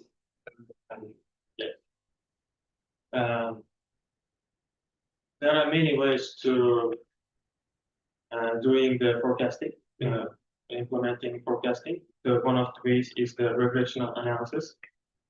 In the regressional analysis, there are you get many outputs. If you just do in the Excel, you just do some variables. So in the variables itself, there are also there will be some outliers, and so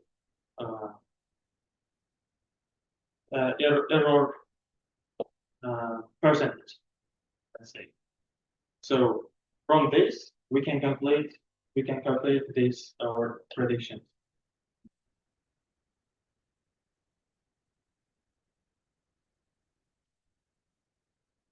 Варна.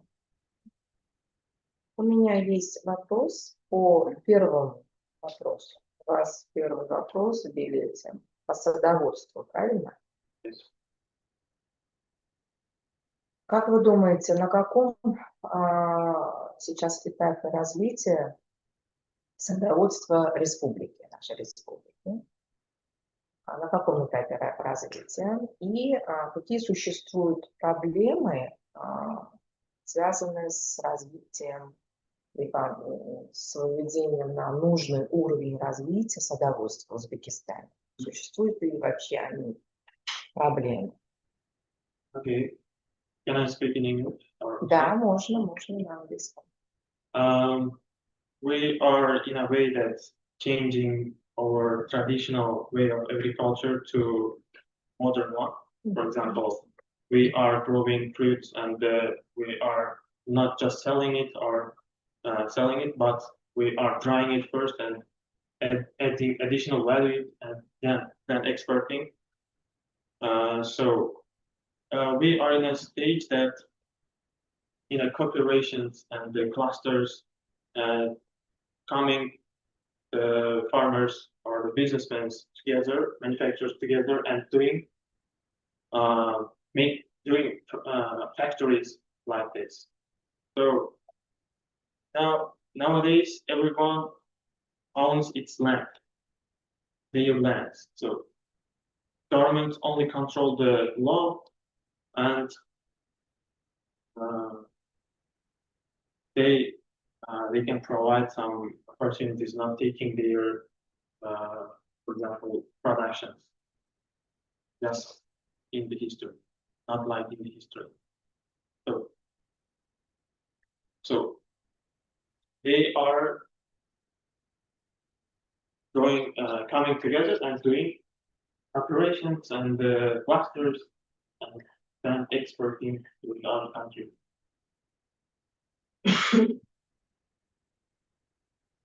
Какие существуют проблемы в садоводстве, в развитии садоводства?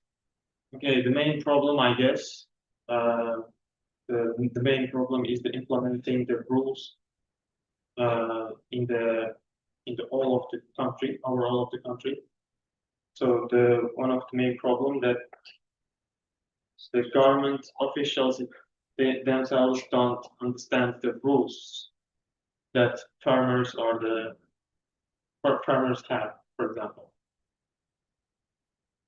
The number one problem is the implementing the rules in a way it's written.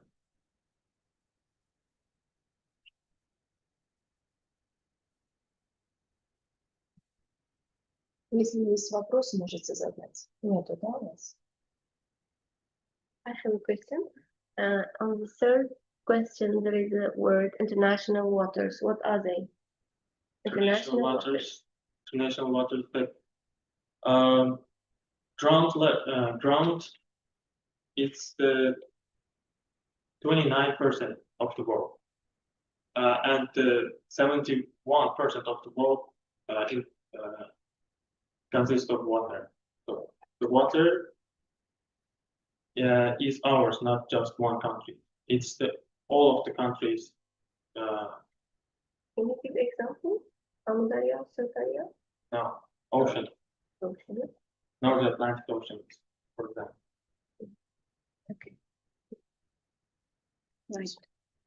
Ocean, sea. And you can take this in here and move the hands. Thank you. Так, Оман. Вы, да? Как фамилия ваша?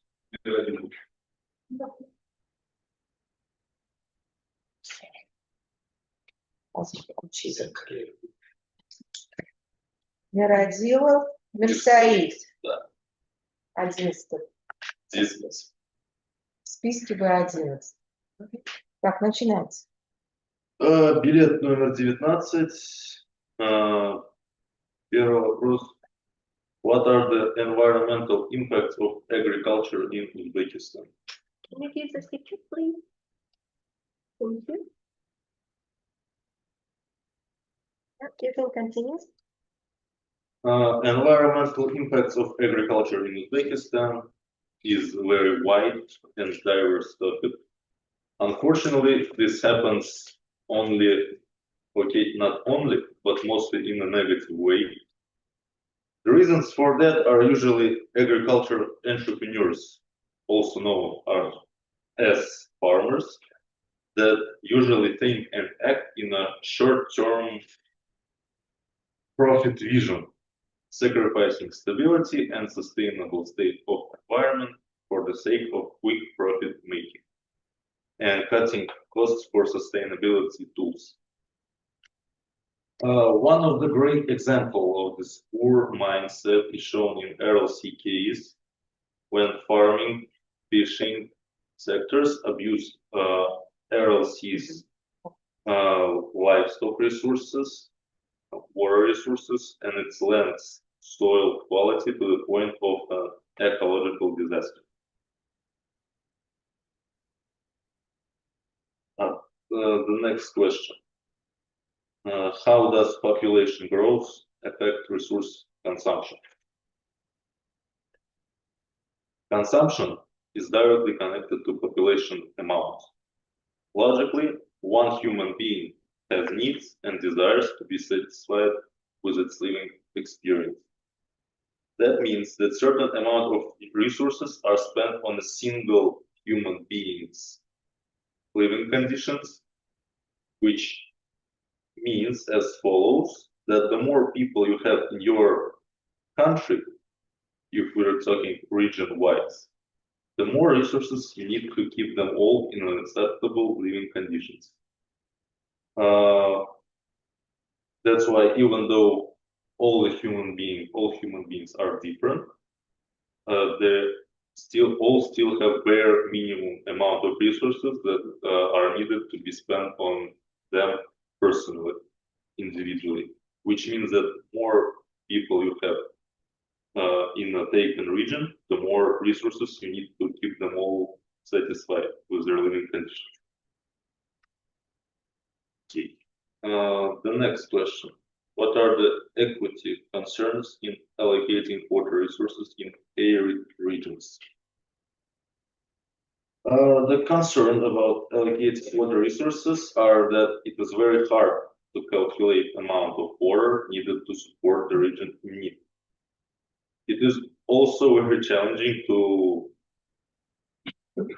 understand if the region itself has enough water to give some kind of an aid to a region in need of water resources.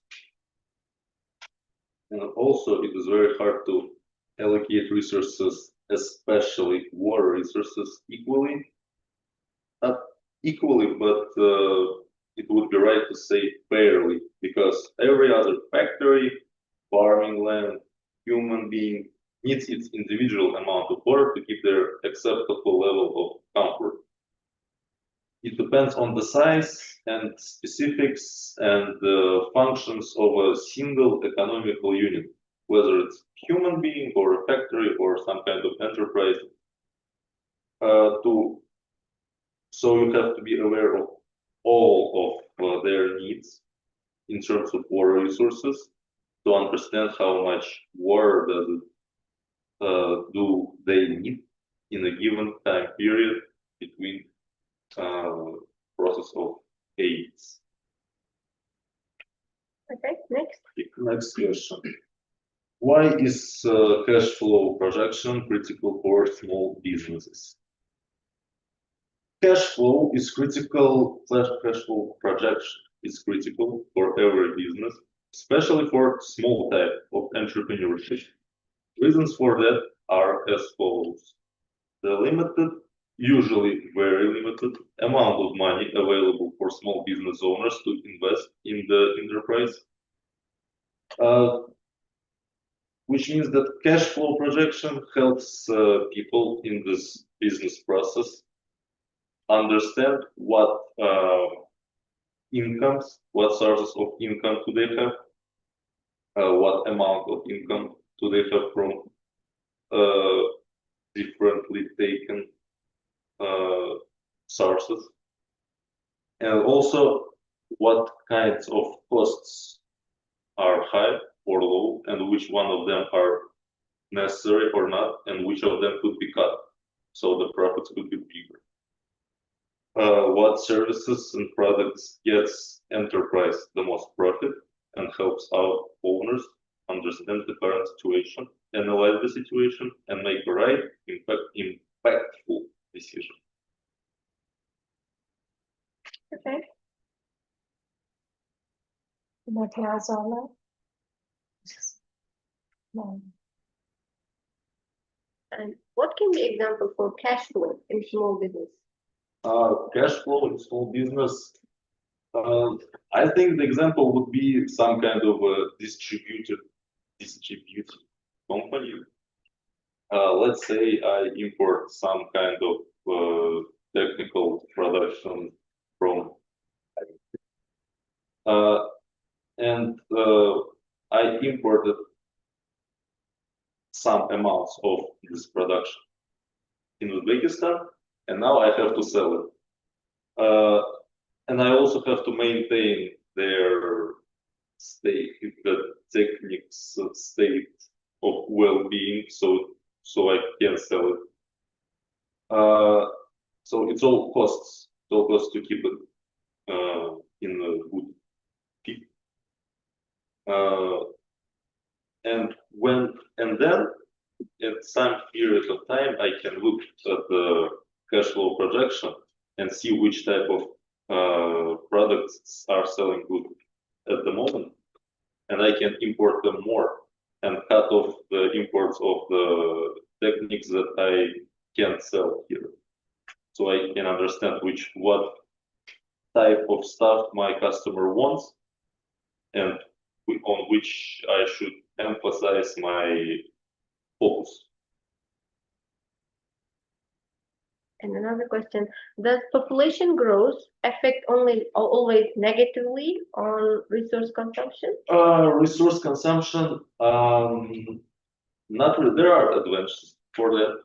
Let's take Uzbekistan, because we have I think it's more of a problem than a beneficial process for us, the population growth, because we all know that population growth is happening because of our people, because our people are in need of new labor for their home lands.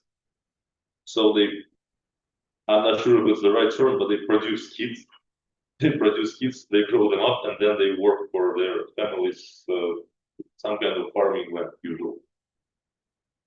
The thing is that mostly all of these families are poor.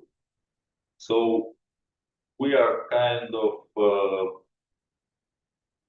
advantages are that because of not having enough working spots here in Uzbekistan, a lot of people go to other countries, work there, and bring and send foreign currencies in Uzbekistan, which means that we have more cash flow in our country.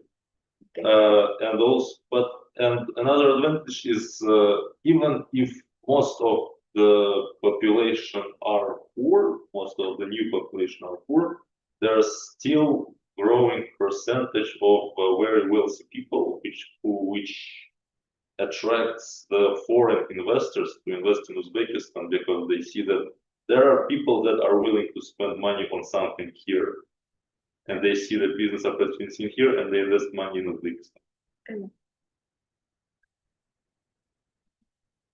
Если есть вопросы, можете задать. У меня, значит, вопрос по четвертому вопросу, Юлия. Тут по денежным средствам, да? Прогнозирование денежных средств. Да, а что вы понимаете под денежными средствами? И какое влияние имеет, значит, неправильное распределение денежных средств вообще в целом национальной экономики? То есть на развитие национальной экономики.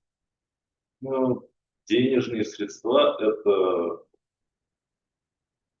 деньги, которые есть возможность потратить, которые есть возможность инвестировать, ну, вложить во что-то. Это денежные средства. То есть у тебя есть средства, ты можешь его использовать. То есть деньги, которые как бы есть на бумаге, но вы не можете их потратить, не входят в денежные средства. В смысле на бумаге? Ну, в смысле каких-либо акций, то есть все равно нужно продавать перед тем, как куда-то вкладывать. А они не входят, да, в денежные средства? Они не входят именно, ну, если английский термин именно кэш, который подразумевает как раз таки деньги, которые у вас есть, доступные для того, чтобы их потратить, акции в них скорее не входят. Да. На второй вопрос. Неправильное, нерациональное распределение, какое влияние имеет на национальную экономику? Негативное, потому что неправильное распределение средств означает то, что, во-первых, какая-то часть денег налогоплательщиков ушла в никуда. Это значит то, что ресурсы были потрачены зря некие. Это значит то, что какой-то действительно достойный проект недополучил какого-то финансирования, потому что ставка была сделана неправильный проект. И это забирает, как следствие, государство деньги, время и, ну, в целом этого достаточно. Время и деньги это уже достаточно много. Хорошо, следующий вопрос, мой последний. Что такое водные ресурсы? Водные ресурсы это... Дайте определение. Не в вашем понимании, а определение. Существует определение. Вы, да, должны знать, как вы будущий специалист. Определение водных ресурсов это, опять же, это ресурс, это объем воды, который доступен для того, чтобы его использовать в каком-либо, ну, производстве, ну, в каких-либо экономических процессах. То есть производство, сельское хозяйство, вообще, в принципе, любой продукт, он измеряется количеством воды, также, которую на него потратили.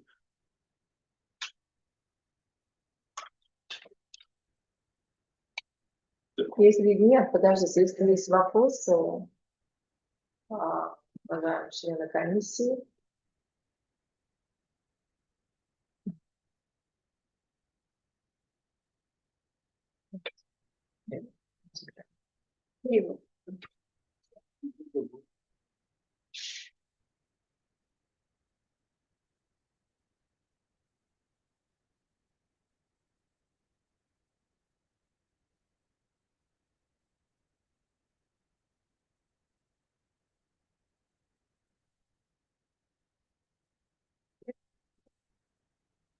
Нет, да? Нет.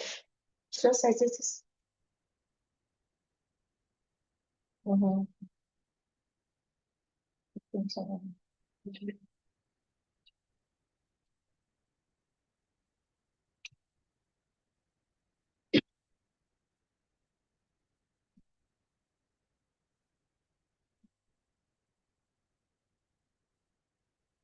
Figurative.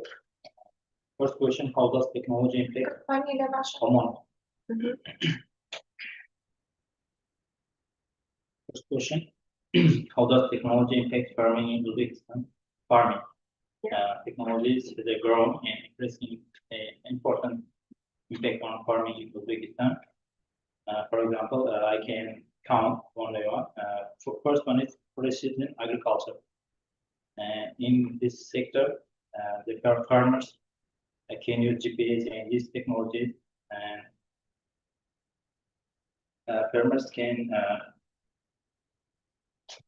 use this technology in the level of land up to the same. Next one is soil monitoring. For example, sensors help monitor soil moisture and fertility. And this section, a lot of scientists can use, and they can select the suitable crops and suitable seeds and suitable fertilizers for this plant. Next one is irrigation innovations. For example, spring-load irrigation, and nowadays is a common irrigation innovation is that drip irrigation. We can say everywhere in Uzbekistan territory. Next one is mechanization. Modern machinery, tractor, combine harvesters, planter. And fourth one is climate control greenhouse. And next one is mobile and digital services. And the technology and product seed in the sector. Nowadays, our weather and our climate change gradually. That's why the technology is suitable our country. And the farmers and agriculture sector, we can use data and AI, agriculture and artificial intelligence. And maybe you have some answer what kind of challenges that are this sector. First challenge is cost, because most of modern technologies is more higher than others. That's what lots of funding and lots of money need. And another challenge is training and awarenesses. In rural areas, a lot of farmers, mostly all of them, I think, don't know how to use the combine tractors, this kind of modern technology. And another one is infrastructure, challenge infrastructure. For example, in some rural areas, for internet system, which why the farmers are, we cannot use these technologies without internet. Next question. Yeah, please. Next question is, how does the resource scarcity affect the economic decision making? Resource scarcity plays a central role in economic decision making because it forces individuals, businesses, and government to make a decision about how to allocate limited resources because in all citizens they have needs, their own needs, but the resources are limited. That's why that kind of situation, resource scarcity impact on economic decision making. For example, first opportunity cost. The customer find another alternative ways, alternative products. For example, nowadays the price of meat increased. That's why our citizens prefer to chicken. Opportunity cost and the value of the next best alternative items. And next one is allocation resources. In the response to scarcity resource like labor, capital, and land are allocated where they are expected to generate the most value.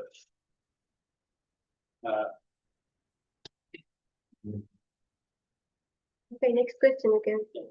The green question is, what's the green paradox and how can it be stated? Yeah. Green paradox is a situation where climate policies aim at reducing future carbon emissions, causing and encouraging emission in the short term. For example, fossil fuel producer face stricter environmental regulation or carbon taxes. How to mitigate the green paradox? Firstly, introduce carbon taxes to producers. Next one is avoiding giving fossil fuel producers a long lead time to react. And next one is fossil fuel extraction limits and green incentive.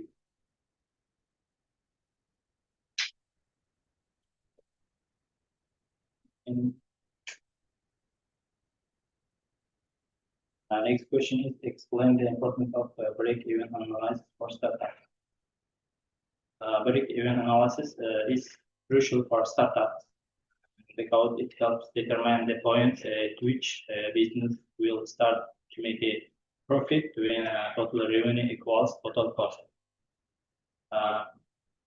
What kind of benefits the businessmen or producers? First, clarifies profitability timeline. Next one is its pricing strategy and analyze risk, reduce risk. Startups face high uncertainty. Knowing the break even point can help founders. The conclusion, break-even analysis gives startups a reality check, a simple but powerful tool. Okay. How we can analyze when you are starting a business and small business. What is the main book we can take? Small business. Firstly, in Uzbekistan, in my opinion, they analyze the market and the competitors and the business. In my opinion, the businessmen create their own ideas. They can create own business ways. Nowadays, a lot of business is very common, the same. In this situation, the price of their products may be decreased. That's why in small business, maybe for example, I can create unique products. How one can produce so far.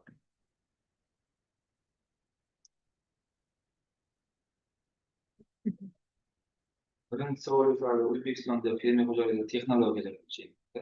Bugun qanaqa texnologiyalar fermer amaliyotga joriy qilyapti va uni moliyalashtirish shartlari, kredit, subsidiya bo'yicha qanaqa ma'lumot bergansiz? Kredit subsidiyalar berilyapti. Lekin ular foiz haqida ma'lumot bermasa, umumiy ma'lumot bergan. Masalan, Foizi, muddati, shartlari foizi subsidiya fermerlarga berilyapti. Farq qiladi. Qoraqalpog'istonda Xorazm viloyatida pastroq 20% beradi. Boshqa viloyatlarda 28%. yo'q, u texnologiya turiga qarabda u. Misol uchun tomchilatib tug'ishni joriy qilsa qanaqa? Yo'q, skvajinni kovlasa keltirgan necha qanaqa shartlari bor? Men hozir aytayotganim tomchilatib sug'orish deydi. Qanday? 20% Qoraqalpog'iston va Xorazm viloyatlariga, 28% qolgan viloyatlarga. Chunki u yerda yer uncha yaxshi bo'lmaganligi sababli va suv yetishmasligi sababli shunday. Summada qo'ydi. 1 million gektar dunyo. Aytib o'tganda GPS degan bular fermerlar O'zbekistonda juda qanday ishlatadi bunaqa endi kirib kelyapti lazer texnologiyalari. Bevosita sun'iy yo'ldosh orqali Lazer texnologiyalar afzalliklaridan shu o'rtasini afzalligi iqtisodiy ijtimoiy ahamiyat nimada? qo'l kuchini kamaytiradi. Birinchisi, imkoniyatni kamaytiradi. Qishloq xo'jaligi yerlarga bir kishi masalan 1 gektar yerda 20 ot, yarim soatda u bilan tekislab qayoqqa olib keltirish mumkin. Agar uni qo'l mehnat qilsa juda qiyin. Ikkinchisi pul ham ketadi. Pulni kamaytirish, o'tkazishni kamaytirish va O'zbekistondan bugungi kundagi juda og'ir muammolardan bittasi suv. Agar buni tekislaganda suv bir xil maromda ketadi boshdan oxirigacha o'shanda. Keyin uni o'rib olish jarayonida birmuncha qulayliklar keltirish mumkin kombaynda. Hammadan ishlash.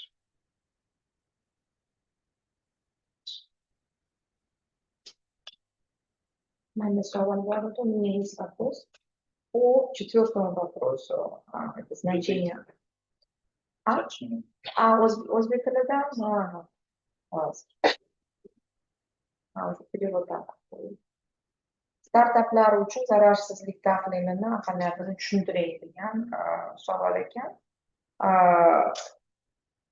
Bu demak zararini kamaytirishda, zararsizlikni kamaytirishga qaratilgan tahlil ekan. Bu tahlilni qanday ko'rsatkichlar yordamida hisoblaniladi va metodikasini tushuntirib bera olasizmi? 4-chi savol haqida aytyapsiz. 4-chi savol. Bunda bu yerda foyda ham olmaysiz, zarar ham qilmaysiz. Bu yerda o'sha nuqta aytilgan. Bu aniqlab beradiki, asosiy xarajatlar kerakli, bizga kerakli ko'rsatish asosiy xarajatlar va bitta mahsulotning narxi, sotilish narxi, keyin qo'shimcha xarajatlar. Bu yerda asosiy narxda Qo'shimcha xarajatlarga nimalar kiradi? qo'shimcha xarajatlar. Asosiy xarajatlarga nimalar kiradi? Asosiy xarajatlarga ishlab chiqarish jarayonida bevosita qatnashadigan xarajatlar, masalan, texnikalar, keyin ishchi stat, ya'ni ishchi xodimlar oyligi masalalari kirishi mumkin. Bundan tashqari bino asosiy xarajatlarga kiradi, uning ijarasi, qo'shimcha xarajatlarga soliq, logistika masalan. Uni bir-ikki formasi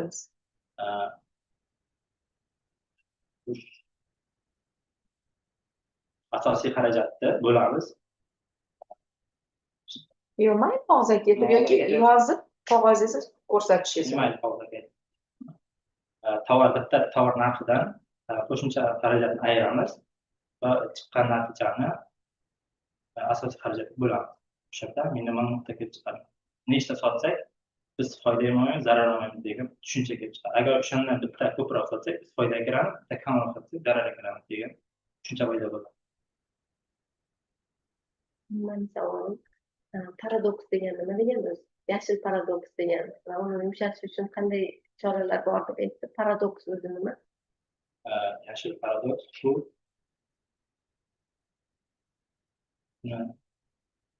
tushunchasini aytib bersam, hozirgi kunda resurslar tanqis. Shuning uchun masalan davlat har xil to'siqlar qo'yishi mumkin. Masalan 2030-yildan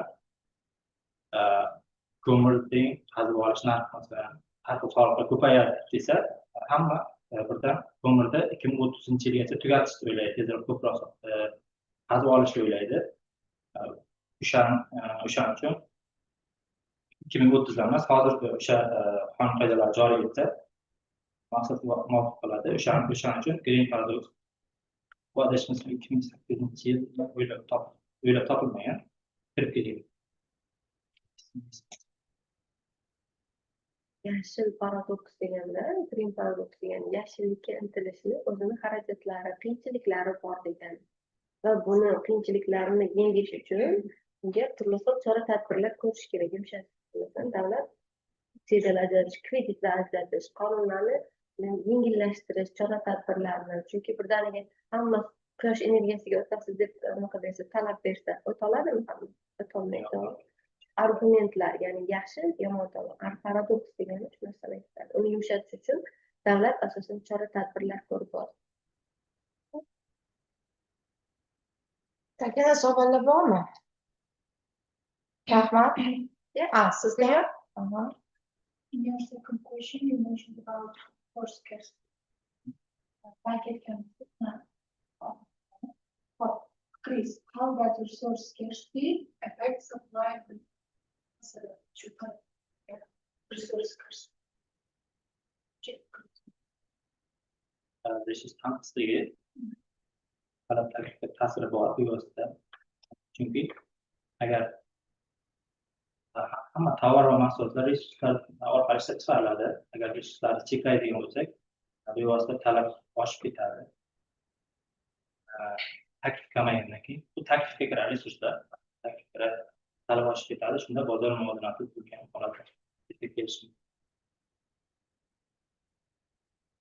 mumkin. Rahmat.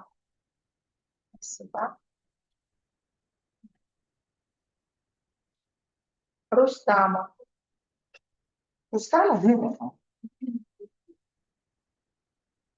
Rustam Georgiy.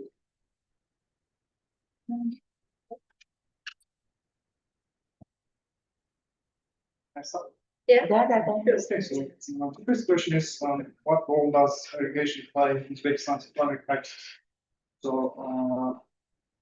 we all know irrigation is the main, irrigation plays a vital role in farming practice because we all know our country is arid climate with natural precipitations. Almost all agricultural production relies on irrigation to sustain crops. So the country our country has extensive irrigation system and which can support the key crops like cotton, wheat, and fruits. And our country is trying to modernize this system currently. We are introducing new technologies like drip irrigation. It's a new system. By introducing this kind of systems, we can achieve high efficiency in using water. Recent efforts have focused on monitoring irrigation systems to improve efficiency and reduce water waste. So, as water saving technologies increase productivity and farmers can expand irrigated areas. So, as I said, drip irrigation is one of them, and it's a method of delivering water directly to the root of the plants. I mean, also small plants. So it's my first answer for first question. So the second question is about biofuel policies. How do biofuel policies affect food production? Biofuel policies can have a significant effect to crop production because we all know our country we use traditional crops in agriculture. If government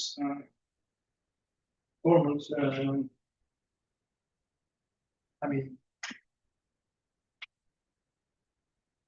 if government promotes kind of incentives, I mean, loans to farmers to produce this kind of products, which we can take biofuel. farmers can prioritize this kind of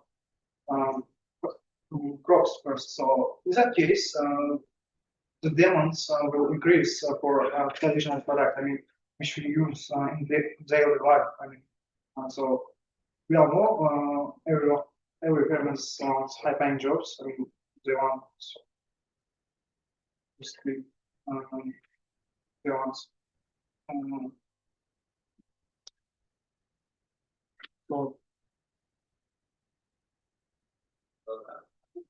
so many biofuels are produced from crops like corn, sugarcane, and vegetable oils.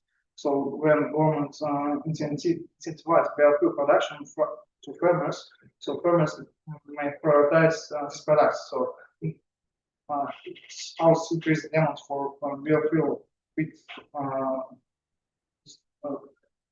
crops and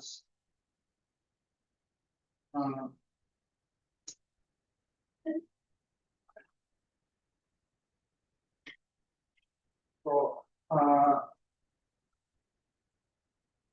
stable crops are making food more expensive. I mean, traditional crops, price of traditional crops may increase after some time because our farmers changed their way. I mean, they are producing crops for biofuels, so it causes some kind of scarcity.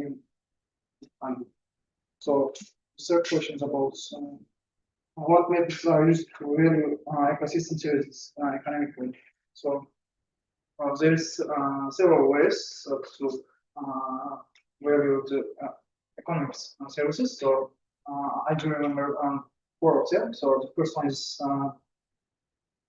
market-based valuation. The second one is cost-based valuation. The third one is contingent valuation, and the fourth one is level cost method. So first one is this method determines the prices such as determine value of ecosystem services based on the price of current products. So second one is estimates the value by calculating the cost of replacing ecosystem services such as building agricultural infrastructure to compensate for lost natural functions. So third one is storage and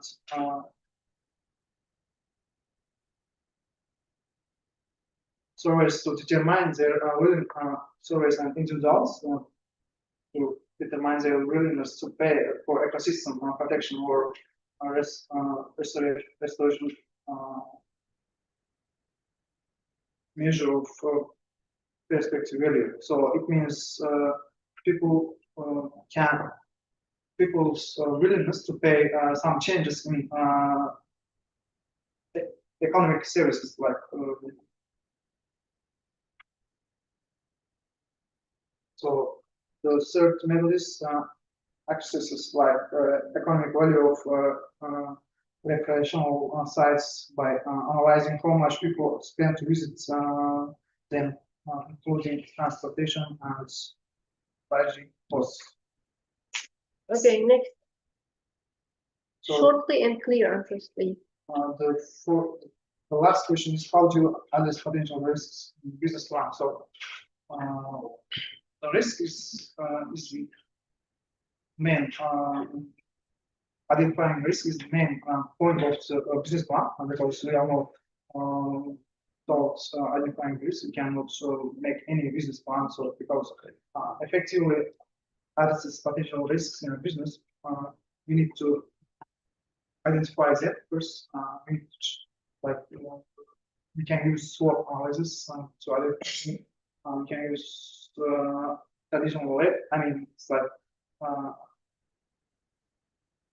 we can just write checklists and experts conclusions and to find the risk that impact your business. So another one is evaluate the likelihood and potential impacts of each risk using with metrics and scoring systems. So the SWOT analysis is the best way to identify the risk because we know it's common internationally and can use to identify risk methods. So Okay, enough. Question?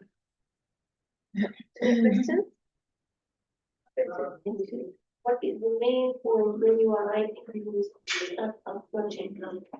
So, main points, as I mentioned, these are identifying the risk. First, we need to make something plan, like a stage. I mean, what we do by stage, and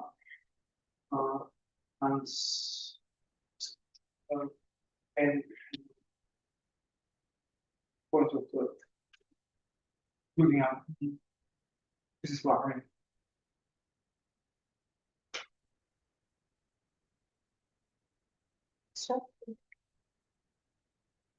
Еще есть вопрос? Biofuels. What type of biofuels are widely used in Uzbekistan?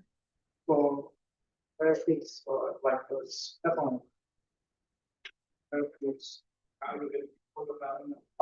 I know some of them. It's ethanol and biogas and. Do we use bioethanol? Do we use that one in Uzbekistan? Biofuel. It's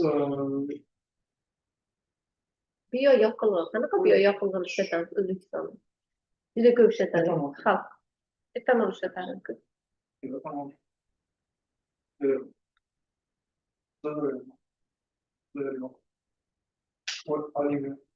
Zig'ir yog'ini G'urzapoya, tappi tezak eshitganmisiz? O'tin, shularning ba'zi bioyoqilg'i bo'ladi. Bilib oling. Rahmat. O'zimizga yetmaydi, qanday yo'qami? Gulyor, sizda bormi savol? Biletni oling. Следующий Xolboyev Bahrom.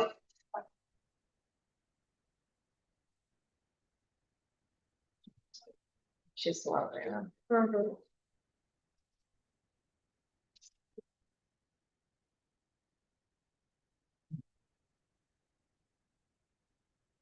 First question is about climate change and agriculture in Uzbekistan. So climate change significantly affects agriculture in Uzbekistan. Clear example is like the weather events in RLC. And in the last years, there is a lot of winds during in RLC, which result in agriculture there, and the weather and the soil is becoming more and more softer, and as a result of winds, it's a clear example of climate change.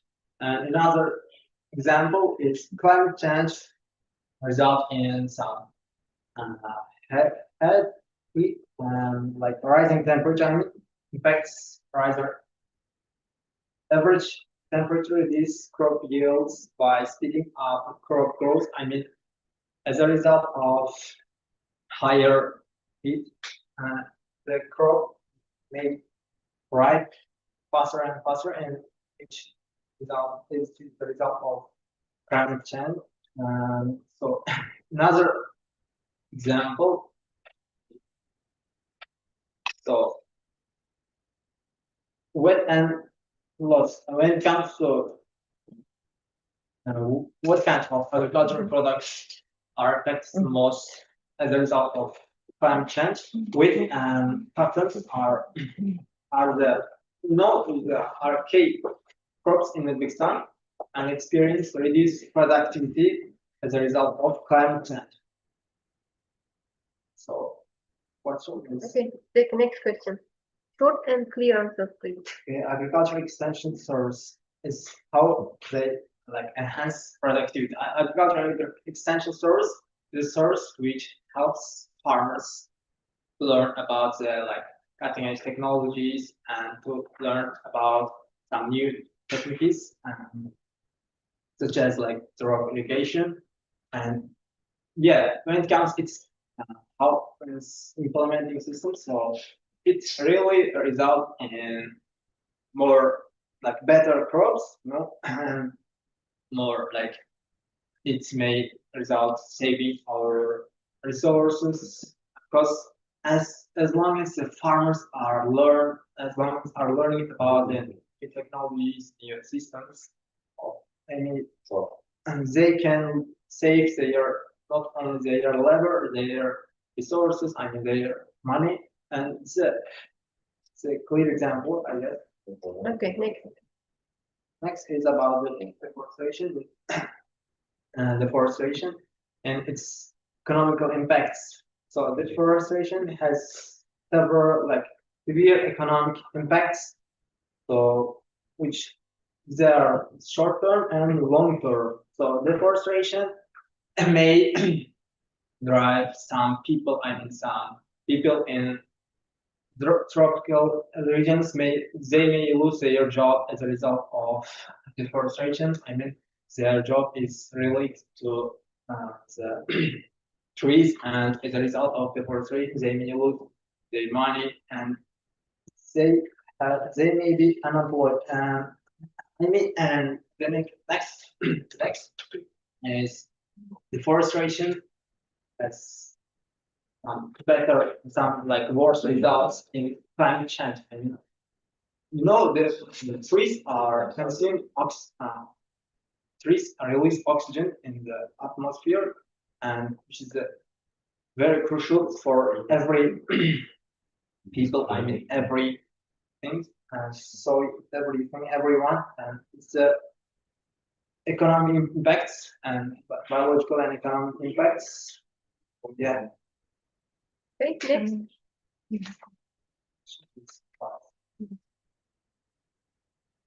Customer segmentation. Customer segmentation is the process dividing the customers into some groups according to like their age, their gender, their earnings, and their characteristics, maybe where they are where are they from. So yeah, by giving examples, they may divide some groups according to the demographics, behavior, and geographics. And so when it comes to why it's crucial, it's so crucial for like marketing target market.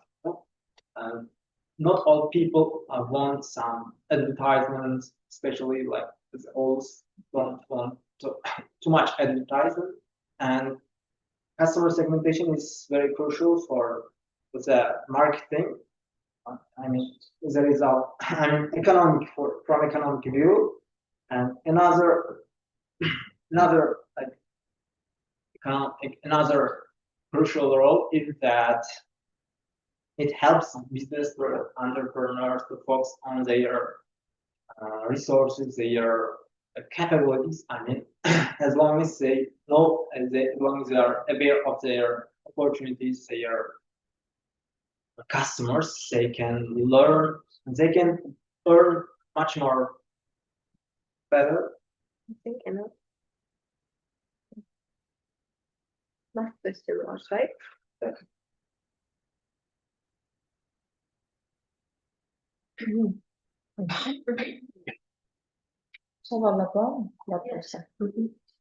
Why climate is so changing fast?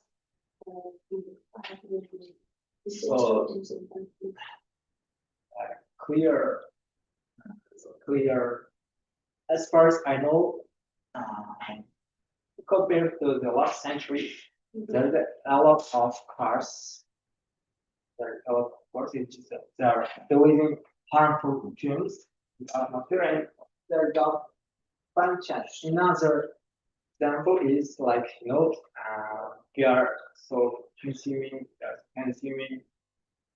not I mean carelessly, we are consuming the resources like natural resources result in climate change. For example, water.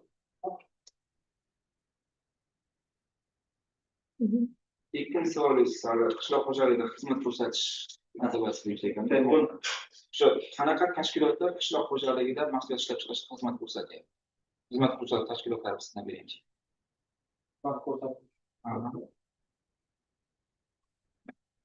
Qanday xizmatlar ko'rsatilyapti? Masalan,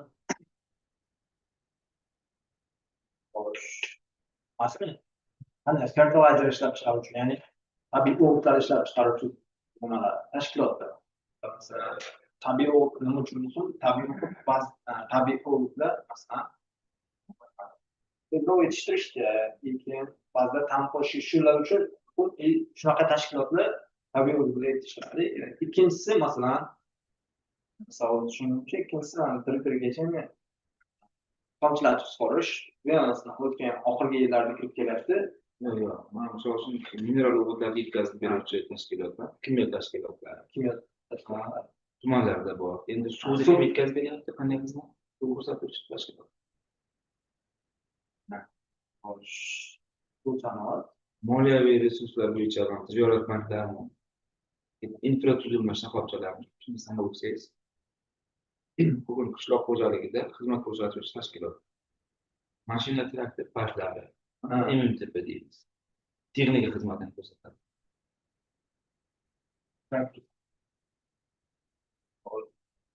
suv bo'yicha o'z suv ta'minot. Viloyat hududiy tumanlarda vertikalni sanab bering ham suv xo'jaligida.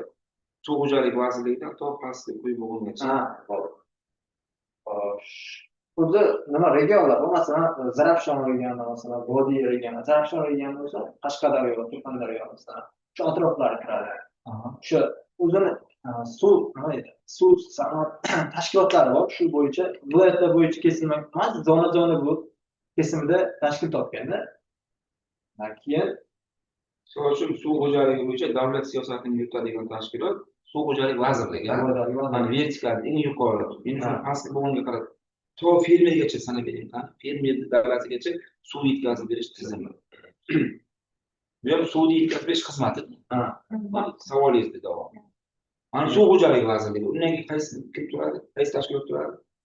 Pastki vertikal viloyat bo'yicha shuni nomlarini aytib. suv xo'jaligi boshqarmasi.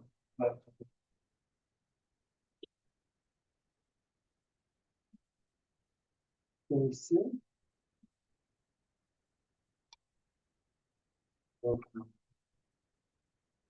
Bu o'g'ridan o'tsangiz yaxshi bo'ladi.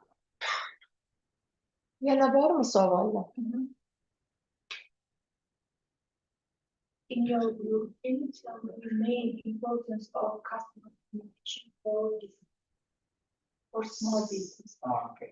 Of your Customer segmentation is very crucial especially for marketing. Small businesses, all the businesses, whether they are small or big, want more and more profit.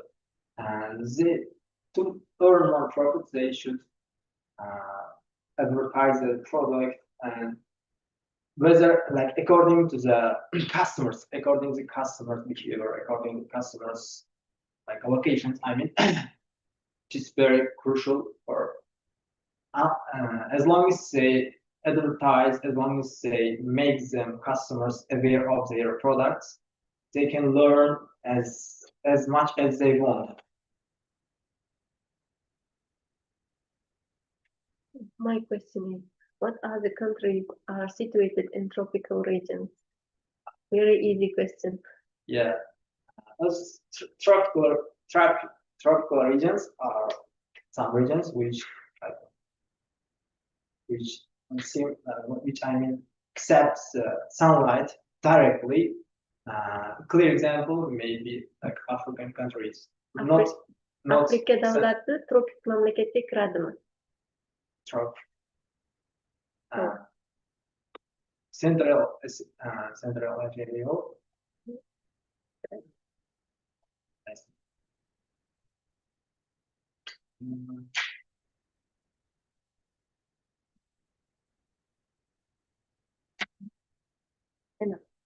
Yaxshi. Qilolasiz. Bormi endi savollar? Rahmat. Biletda yo'q.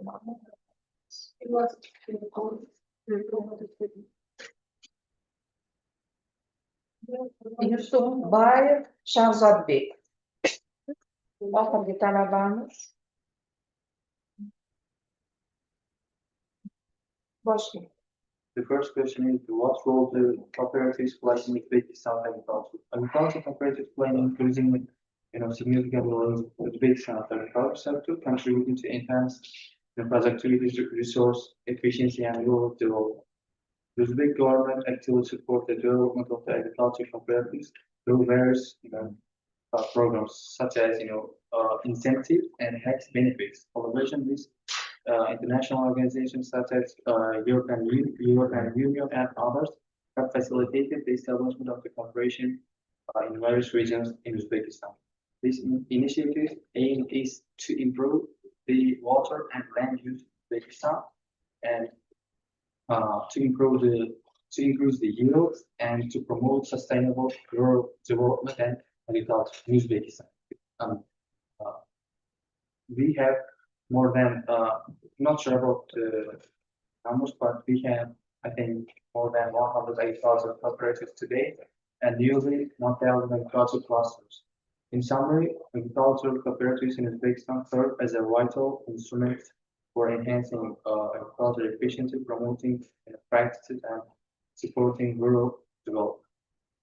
So the second question is, how do market mechanisms address resource allocation issues? So market mechanisms today address resource allocation or resource distribution, issues by reducing the forces of supply and demand to determine how resources are distributed in economy. So first of all, price signals.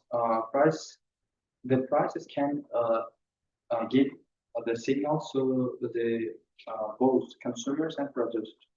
So when demand for product rises, the price rises on pricing. So when the higher prices encourage producers to produce more of these products, but it makes consumers to buy less with balance in the market. So incentives is a motivation. Market price provides incentives. Producers are motivated to use resources efficiently to reduce the costs and increase profits. So self-regulation and market mechanisms solve resources allocation. In conclusion, market mechanisms solve resource allocation issues by balancing supply and demand in economy through price adjustment. Incentivizing efficient production and responding to consumer needs without centralization. So the third question is, how can circular economy principles reduce resource depletion? So circular economy principles reduce resource. Short and clear answers, please. Bitta savol, bitta предложение. Bitta savol, bitta предложение. Circular economy principles reduce resource depletion by keeping materials, products, and reusing resources. And regenerative farming, restoring the new materials. So the fourth question is the lean startup. The lean startup is a modern approach to building business that focuses rapid expansion. Lean startup is learning and experimenting it, then heavily investing. We can test it, then we can produce this product. That's the lean startup. That's all. Okay.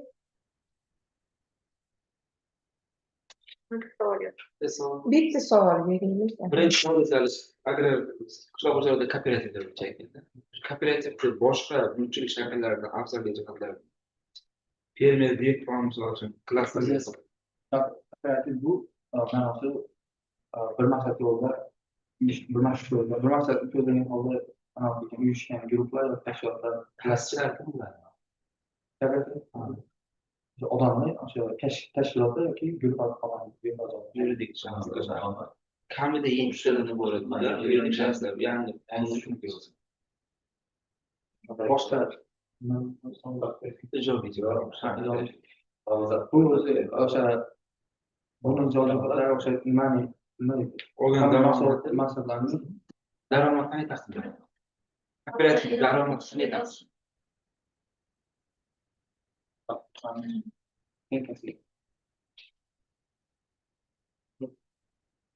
O'zbekiston Respublikasining Konstitutsiya to'g'risida qonun qabul qilindida 22 dekabr. Mana bu o'rganib olasiz. Bu juda yaxshi subyekt, istiqbolli subyekt. O'rganib olsangiz o'zingizga foyda. Tak, savollar bo'lmasa, rahmat, topshiring. Tinchib turasiz. What is... that's what is...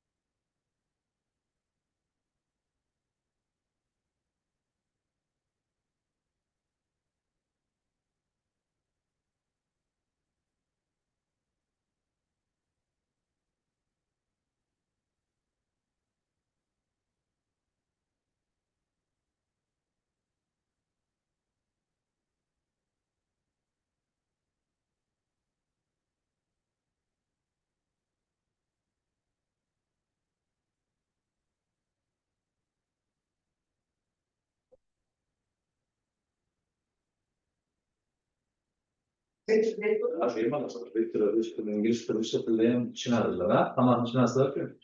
O'sha tilda,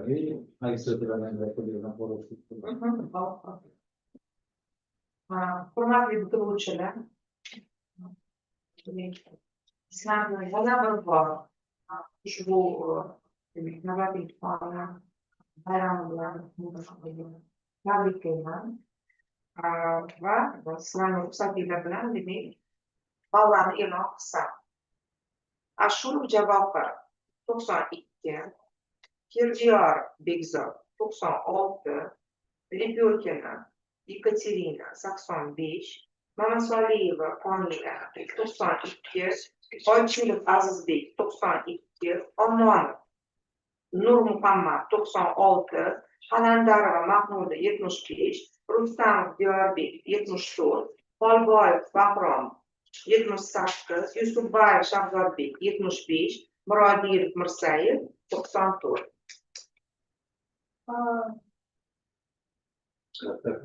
Кого не устраивает?